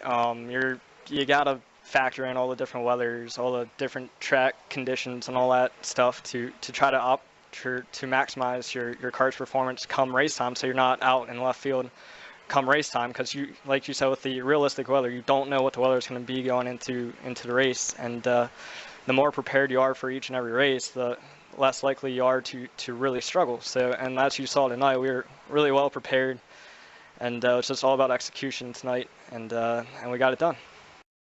Yeah, you absolutely did. And obviously, the chase, only 4 more races. Something new that iRacing has put in there. You found yourself coming into the night 13th. Quite a bit of distance back from the guys up in the top 8, but obviously the win, maximum points. I mean, this is what it's going to take here in the remaining 4 weeks. And next week, or next race, I should say, in a couple weeks, we get to turn right and left when you head to Sonoma. Talk about you guys, the road course. I know we only hit the road courses one time a season, but talk about that and how important that race is going to be this season. The timing of that race is huge this year. Like you said, there's only 4 races left until the chase, and as you said, we were in quite a big hole coming into tonight. And I mean, it's not from a lack of performance. We have 3 second-place finishes, and now this win tonight. It's just the other weeks we weren't able to capitalize, and we caught ourselves behind the 8 ball and got in some wrecks.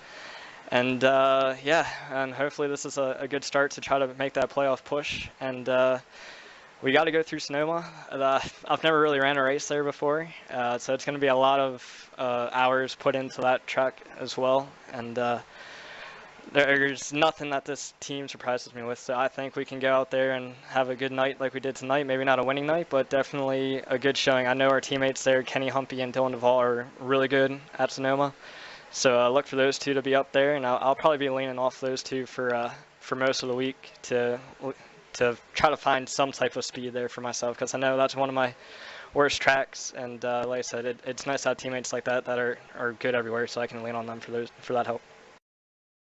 Yeah, you're absolutely right. Listen, obviously a lot of celebrating to go on. You get a week to work on Sonoma, but at the same time, you got to put a little celebrating in there as well too. And we'll let you get to that. But first, Cody, I'll let you shout out sponsors. Anybody you want to thank that you haven't already? Yeah, I just want to thank Simcraft for coming on board for this year and next year and the following year. It's nice to be in a committed sponsorship deal with them. Those guys are great. Their products are even better, and I couldn't ask to represent a better company than those guys. And also, like you said, everybody on the team for all their help. They were coaching me there at the end. I was starting to get a little nervous and I guess anxious for the last few restarts, and those guys, all of them, kept me grounded and ready to roll for that green light checkered, and we were able to get it done. Also, again, thank you to Justin Bolton for being on top of the box each and every week. We finally got us one this year, and hopefully we can carry this momentum on through Sonoma. Well, there you have it. Cody Bias, the big winner here at Pocono. First career NASCAR Peak Antifreeze Series win as well, too. Congratulations again, Cody, and look forward to seeing you in a couple weeks. All right, thanks, buddy. Well, there you have it. First-time winner, Cody Bias, getting the job done here at Pocono. And, man, I'll tell you what, guys, a lot of stuff happened at the end of the race. Let's go back to lap 98 there, or 99, I should say, what happened with the 55 of Brian Schoenberg running up in the top 3 there, and some contact off of turn number 2. And just unfortunate, I think, honestly, for Brian Schoenberg right there. Had such a great run. Some strategy put him up there, but then ultimately just some hard racing at the end there. And to be frank about it, there wasn't even a caution flag did not come out for that either. No, I had gotten extraordinarily. I got pretty enthusiastic. We might actually have a pretty good duel to the checkered, but what happened? It looked like Brian Schoenberg just got a hair's breadth loose coming off of the corner, and Nick Ottinger was right there. And once he started giving Brian Schoenberg a bit of a wiggle, he ended up going in front of Ray Alfala. Well, he wasn't going to lift, and so Schoenberg immediately got shoveled to the inside and onto the dirt. Obviously, once the field had gone past, everything was nice and clean, and thankfully we were able to keep going. But unfortunately, a lap later, Andy, well, things kind of fell apart. Yeah, it did. It absolutely did, Tim. And the mayhem up front just continued to go on from there. Nick Ottinger and Ray Alfala battling hard side by side, coming off of turn number 2 there on the final lap, and ultimately contact. And of course, we already saw the white flag, so we weren't going to see a yellow again. Yeah, close quarter racing between those two, and especially going for that second place position. Nick Ottinger in the 05 got a little bit sideways. You saw a little bobble out of him. The 2 of Ray Alfala had a head of steam, and I don't know if he thought that Nick would give him the line on the outside or whatever the case may be, but he makes the move to the left, and you saw what happened. The 05 goes around, the 2 goes around. It ends the race for a couple of other drivers. Christian Schallner got hooked going down into corner number 3. There's a lot of good race cars that got trashed on that last lap. and guys are going for that same piece of real estate. You can only make so many moves, and it happens so quickly. And tough break. It ends the race for Ottinger. It ends the race for Ray Alfala. It ends the race for a couple of guys that were up front that should have been up there. Yeah, you're absolutely right. And it's just unfortunate for all those guys looking for a great finish. And I just think, you just ran out of space is what it was. You try to make a move and you don't realize how close you actually are to the guy in front of you. So just some amazing stuff that happened at the end of that race there that really shook things up. And it shook things up for a good thing, too, for how about a rookie, Alex Bergeron. Cam, you've caught up with him now on pit lane. Yeah, normally the discussion takes place after a good World of Outlaws race, but today, well, we're in the NASCAR PK Antifreeze series, and Alex, you with that accident, with some good evasion skills, you went from 7th to 2nd, so not bad at all. So why don't you take me through, first off, the race, and then we'll get to those last couple of laps after. Well, we qualified good, P16. I think it was my greatest qualifying of the season. And we did what we needed to do, put our car in good position, and we made it P2. And yeah, that was amazing. I'm surprised. Big wreck at the end. We made it through. But I was happy with the top 10 tonight. But we made it P2, so very proud of me. Yeah, not a bad day at all, especially when you're already conditional to go even further and finish not just in the top 5, but in that 2nd spot.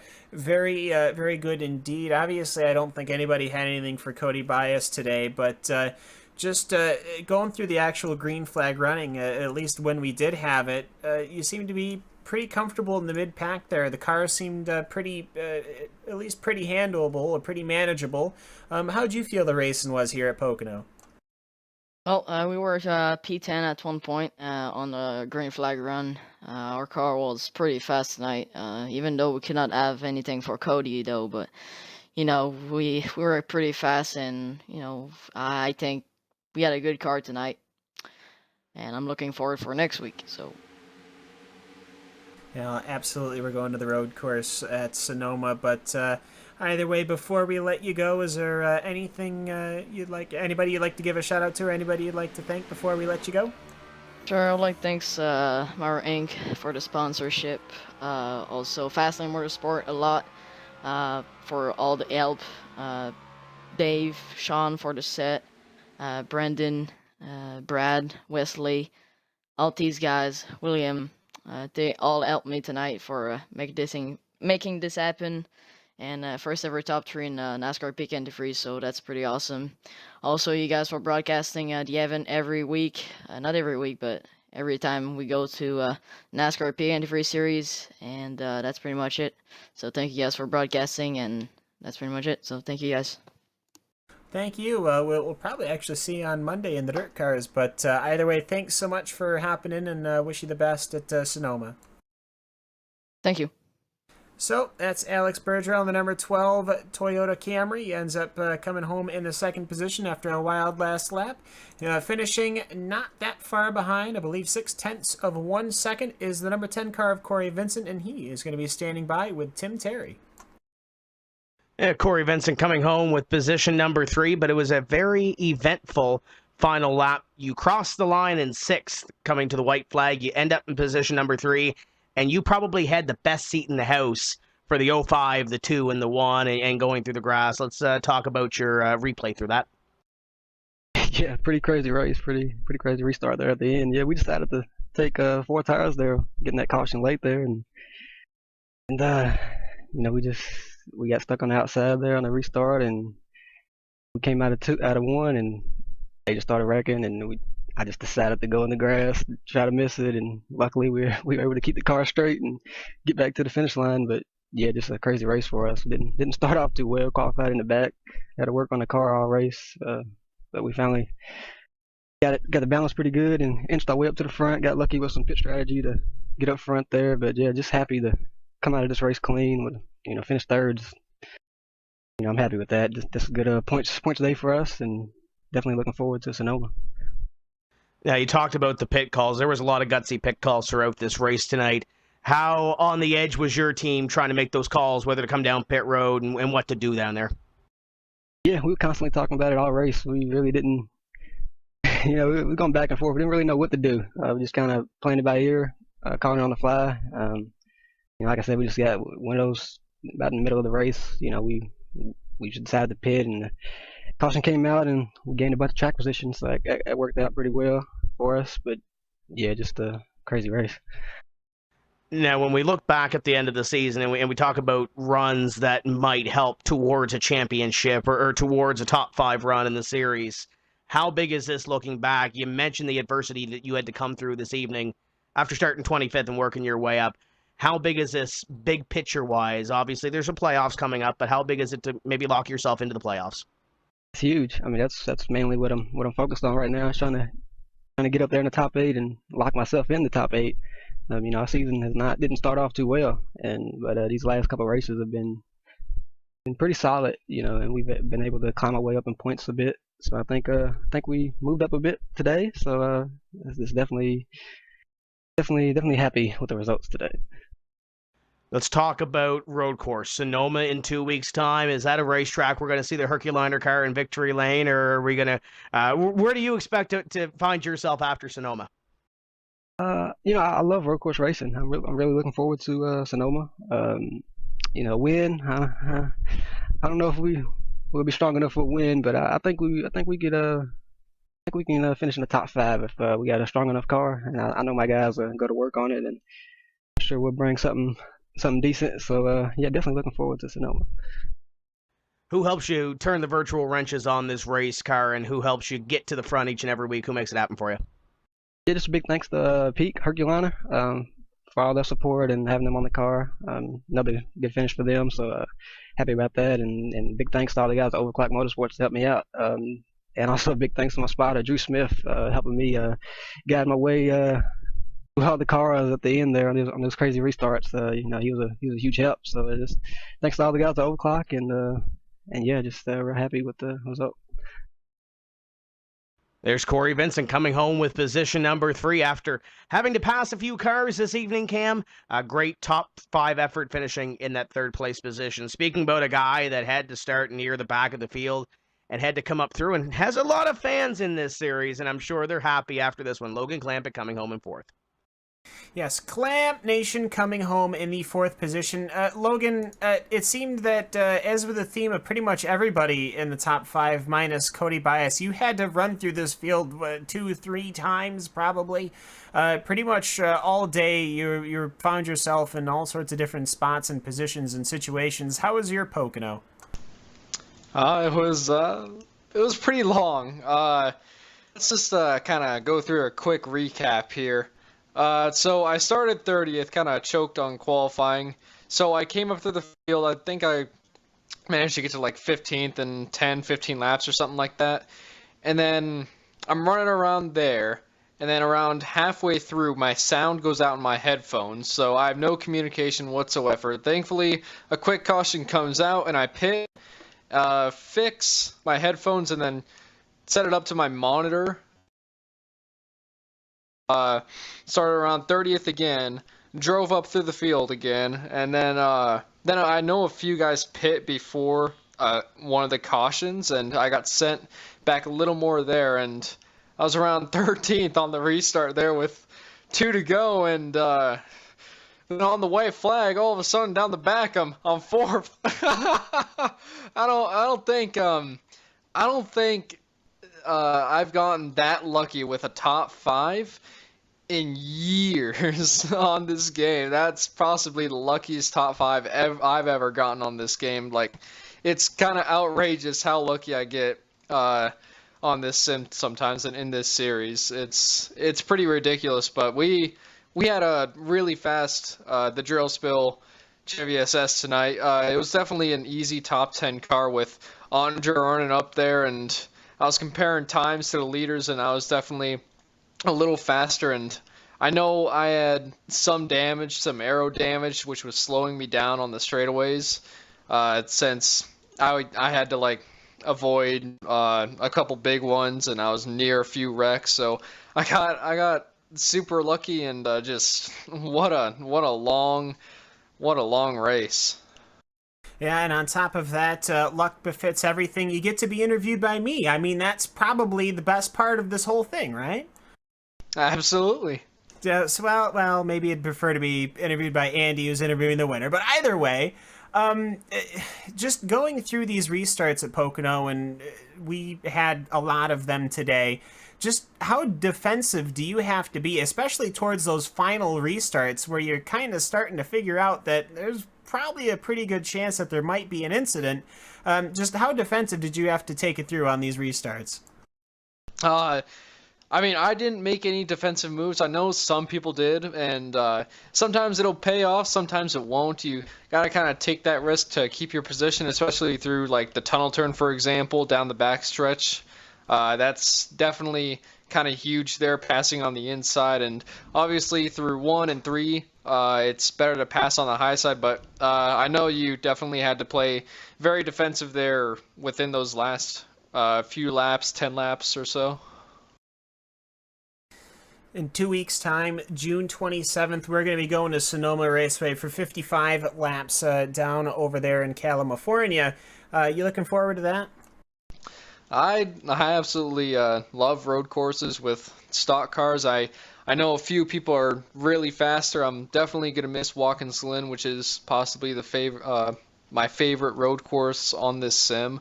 But Sonoma, hopefully, I can come out there with a top 10, get some easy points, and just head on home to the chase, and hopefully try and make it to the final 4.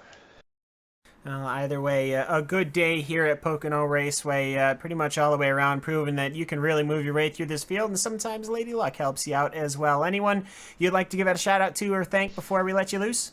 Yeah, definitely thanks to Gale Force and Inex for the amazing car tonight. We worked very hard to try and find something before the race since we were off, and thankfully we did about an hour before the race. And then the hood sponsor, the Drill Spill, and JDR Graphics for the amazing paint scheme as always, and our team sponsors, iAnalyze, V Racing, SimLab, and P-Part. And yeah, that's about it. Logan Clampett, as always, an absolute pleasure, and we wish you the best of luck over in Sonoma. Thanks, Cam. So with that, we have one car, I believe, left. We might also get an interview with Brian Schoenberg up top, but either way, we've got Zach Novak here, and he is going to be alongside with Tim Terry. Yeah, Zach Novak came through all the excitement on the last 2 laps to finish in position number 5. You started up front, but let's talk about the end of this race first. What did you see out of the 15? Well, I saw a bunch of cars antsy for positions. I was sitting there on old tires because I did not follow my crew chief, Joe Lawrence's instructions. I decided to stay out there when his call was to pit and take 2. So I'm just sitting there trying to hang on for dear life with my older tires, and tried to follow Luza and Corey through because I knew they had newer tires, but everybody was just fighting for position, so I just kept it on the outside of the racetrack, hoping that somebody would wreck, quite honestly, and it happened on the back straightaway with 1 to go. I had to dive it all the way down to the grass. Luckily, Logan gave me enough room to come back up, and we had a drag race down into turn 3, and ultimately caught some luck, came home 5th. And not a bad exchange after starting that restart in position number 10. But let's talk about the start of the race, because it started out fairly well for you. Qualified P2 and got to hang with Dylan Duval and swap the lead a little bit. Pretty good start to this race, too. Oh, yeah. Car was great for qualifying, all thanks to Matt Bontempi. He does an awesome job on those Q sets week in, week out. And I went with his race set this week. I thought it was most comfortable for me, so I ran what he put together for me, did an awesome job with it, and we got out to lead quick, led 10 laps, and then that second or third restart, I don't even know, there was too many restarts tonight to count.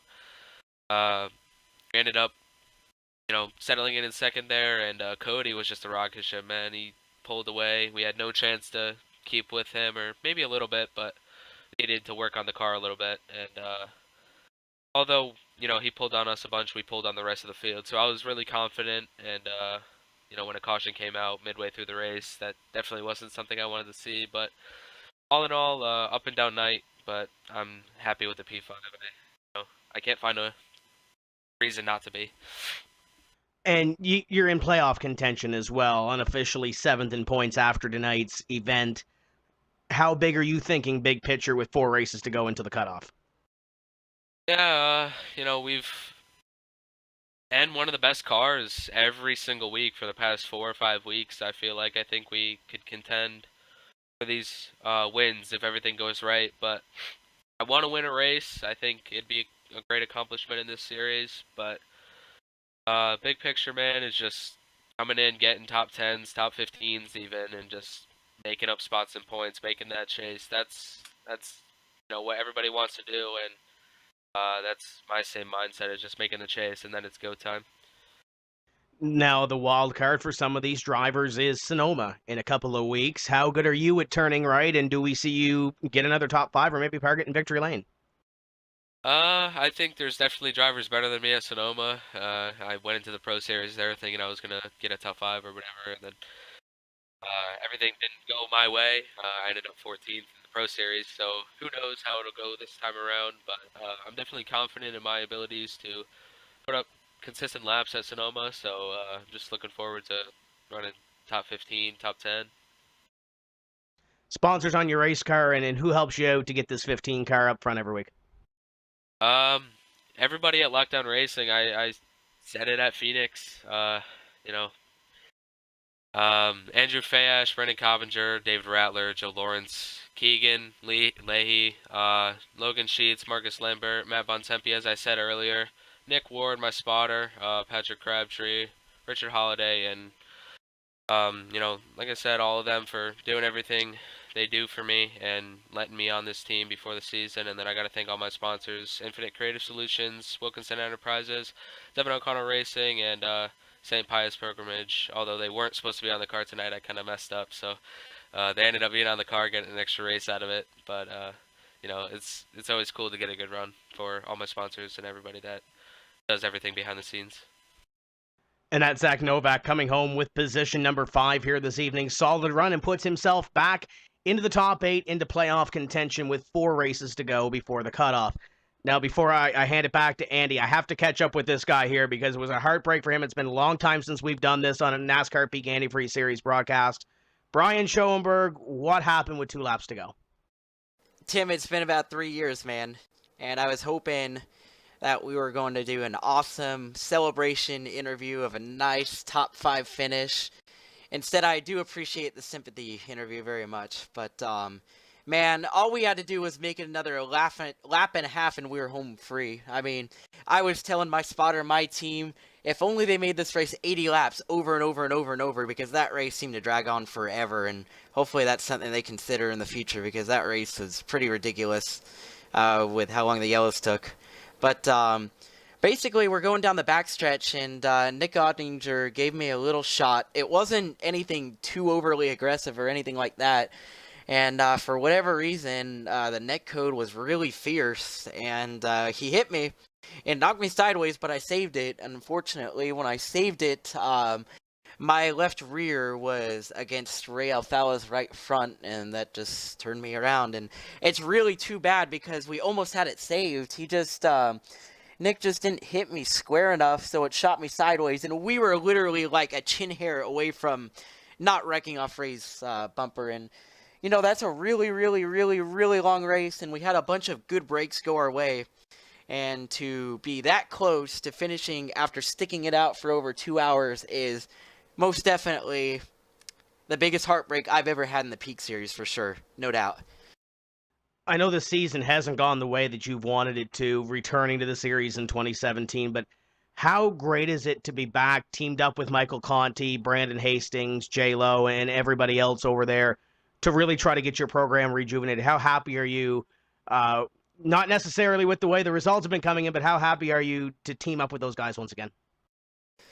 It's really good to be back with them, Tim, and, you know, I owe them a lot because my sim racing career, if you want to call it that, the last 3-4 years has been about the most inconvenient, worst possible type of luck and situations you could ever get yourself into. It's like I almost try to put myself in bad spots. I mean, I really don't, but I mean, I tried to get back into this thing last year and through 2016 and in the Pro Series with Team APC, and we had great, just fast race cars every pro race, and it just got me so hungry to be back in peak because we were running so good in pro. And I mean, we were one good race from finishing, second or third in points in that series. And, we come into peak this year and we were poised to do really, really good and had a great race at Daytona. Las Vegas had a great car, and who becomes the victim of the spotter glitch? Yours truly. And then our lead guy over there, Taylor Hurst, got suspended, and it just kind of changed the whole rhythm of the team. And you saw how that worked. I thought it was my dream chance over there with that team to run good in peak and run top 5, top 10 all the time. And it very well could have happened, but, the story of my career, it didn't pan out. And, the breakup over there hurt me a lot. And I owe so much to Brandon Hastings and Michael Conti for giving me this chance with them because, I mean, pretty much everyone left me high and dry, and these guys came back to help me. And Michael Conti is a gutsy, excellent race car driver, and he really got this car going tonight, and I really owe everything to him and Brandon Hastings. And my crew chief, David Ankeny, called a great race tonight. And, I mean, we pitted, and the yellow came out right when we were on pit road, and it got us a lot of track position. And our night just kept going from there in a positive direction. So I'll stop talking for now. But, I mean, basically, my career has had about the worst possible luck and situation you could ever have. Like tonight, you go through 2 hours of that whole entire race just to get screwed in the last lap and a half. So it hurt. All I want to do is finish. We needed points badly. And, we'll see how the next few weeks go. Definitely want to give a shout out to the fans and salute to them. And, New Hampshire could be the final rodeo if bad things happen at Sonoma. So, I don't know. I had fun tonight. It was great to run up front, but man, that hurts so, so bad. But it's great to talk to you guys and Tim as well.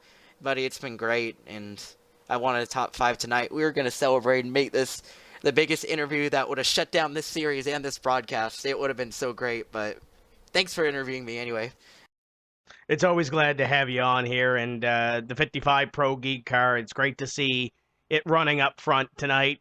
Heartbreak at the end, but I'm sure we'll see you back here before it's all said and done. Brian Schoenberg running up front this evening, did not get the finish that it was indicated that he was running, but a great show nevertheless, and I know he's got some root beer over there in the hauler. We're going to go over there and have a little sampling of that, but before Cam does, I think he's got to interview Brian Blackford. I think Brian Blackford's in the wings.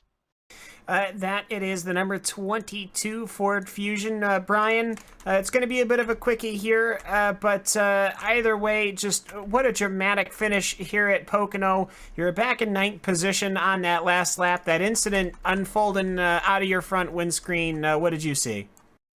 Yeah, I just saw a bunch of smoke, and I was able to somehow avoid it. My spotter, Brandon Wright, crew chief Stephanie Lessentine, they both walked me through it, and Stephanie actually wasn't able to be here tonight, but Brandon, he's an excellent spotter. I actually through turn 3 on lap 94, I was like 4 wide on the top, and like people were just crashing underneath me. I had no idea how I was able to get out of that one alive, but overall just a really really good race for me, even though I think I could have done a little better if I would have pitted when Luza and those other guys did, but overall just super happy. Yeah, it was definitely a race of attrition at different points. Didn't have a ton of green flag running at the start, but we got into a pretty good long rhythm. We just started to get to the point to where we're having green flag pit stops, but there always seemed to be a yellow coming out right about when that time happened. Just how hard was it to keep on your toes between the strategy and the constant restarts and all that, especially at a track like Pocono, which is just so very wide and, as you were mentioning, can really lend us some pretty hairy moments? Yeah, actually, funny you mentioned the strategy. I started out the race by saving fuel. I was anticipating, maybe it'd go green the whole way, and I went on a fuel mileage race. But I think other people had the same idea. This new build with less fall off, you've got to pay attention to when you get in your window. So that's really important. And we used virtual racing school a lot this week to prepare for that. It tells you right down to the 10th of the gallon how much you're using, and that's really useful. So huge thanks to Virtual Racing School for the sponsorship, and everybody, Peter, everybody over there. I can't recommend them enough. Snowcone Productions, StemSimX, the Wendell Scott Foundation, Lisa Pineda, my car owner. Obviously, my teammates, they put in such hard work this week, and especially Bobby Zielinski, Ray, Chris, and Kyle. Everybody, we work so good as a team, and I can't wait to jump on TeamSpeak, and work with those guys. They're a blast. And obviously Brandon Wright and Stephanie Lessentine for sticking with me. It's been a challenging year to say the least, but we're definitely turning it around with finishes like this. So thank you guys again for this interview. It's great to get back in the booth and be able to have an interview. It's been a while, so really appreciate you guys calling the race, and we'll look forward to Sonoma.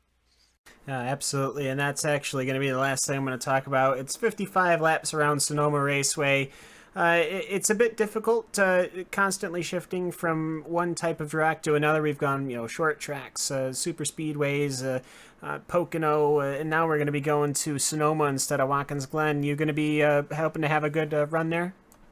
Yeah, I think we'll have some people suspended for that race, just based off the amount of incidents we had this race. It was an exciting race. I'm not going to say anything bad about it. Like, a lot of people complain when there's a lot of cautions, but honestly, like, if you weren't excited those last few laps, I don't know what could possibly be exciting. But yeah, Sonoma's going to be great. I've got a really great teammate in Bobby Zielinski. He won the Pro Series race there, so I anticipate, leaning a lot on him, learning as much as I can. I haven't typically been the best road racer, but I really enjoy doing it. It's not for a lack of passion for it. It's just something that I haven't quite mastered.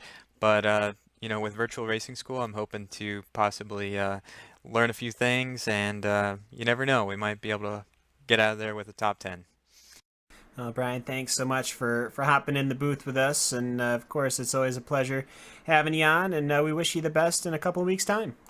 Absolutely. Thanks, guys. And so with that, the number 22 Ford Fusion pilot of Brian Blackford will be departing. And Andy, we're going to turn it over for you for the closing ceremonies, I guess I would say, for Pocono. It feels like it's been about as long as an Olympic. And that it has. I wanted to mention the points real quick, too, though. A lot of things changed up towards the top 10 there, actually, with Cody Bias with the victory. A lot of things can happen. It was 4 races to go. It's just amazing that, these things can come down to, these single points and these wins like Cody Bias did tonight. I mean, that propelled him up to 10th place here, Tim, and really closed the door on him getting there. Zach Novak moved from 10th to 7th with that great run in 5th. So for a lot of, these races mean everything, and you throw a road course in next week, it's going to be pretty challenging. You look at a guy like Dylan Duval, who had the shifter issue early and ended up in the garage area with a transmission issue. You look at some guys that didn't have good runs. Derek Bordeaux not here this evening. And then those guys that you mentioned moving up a little bit closer to the top. We'll see what transpires here over these next couple of weeks. It's going to be a new scenario playoff-wise that we haven't seen in previous seasons. But on the other side of it, when you look at the point standings the way they are right now, they're pretty tight as they are. Last year, we started seeing guys trickle off at this point and falling out of the championship hunt, but we're not doing that full season points again. So we'll see how this all shakes out when we go down the road in Sonoma. Speaking of road, it's going to be an exciting race there. We're used to Watkins Glen. We'll see what Sonoma brings to us. Michael Conti, the Sturgis brothers are always strong there. Ray Alfala. List goes on and on of guys that could very well surprise us when we hit the road in 2 weeks' time at Sonoma. Going to be an exciting little race, and we'll see if anybody can top Ray Alfala. What he did tonight was pretty neat, coming through the field a couple of times, but congratulations to Cody Bias. Well-deserved. And now he's going to get to the road and try to win a second one. Yeah, you're absolutely right, and it's going to be a lot of fun to watch this coming in a couple weeks here at Sonoma. I'll tell you what, the road course, one of the trickiest things for some of these drivers that are so used to the oval. Some guys are very good at them. Some guys, they'd rather not see them on the schedule at all. So we'll see what kind of things that road course will play as far as the point standings go. But this will be awesome to see in a couple weeks' time. But with that, round number 8 falls into our rearview mirror. And as always, we'd like to thank you for watching this special presentation of RaceSpotTV on iRacingLive and the Motor Racing Network.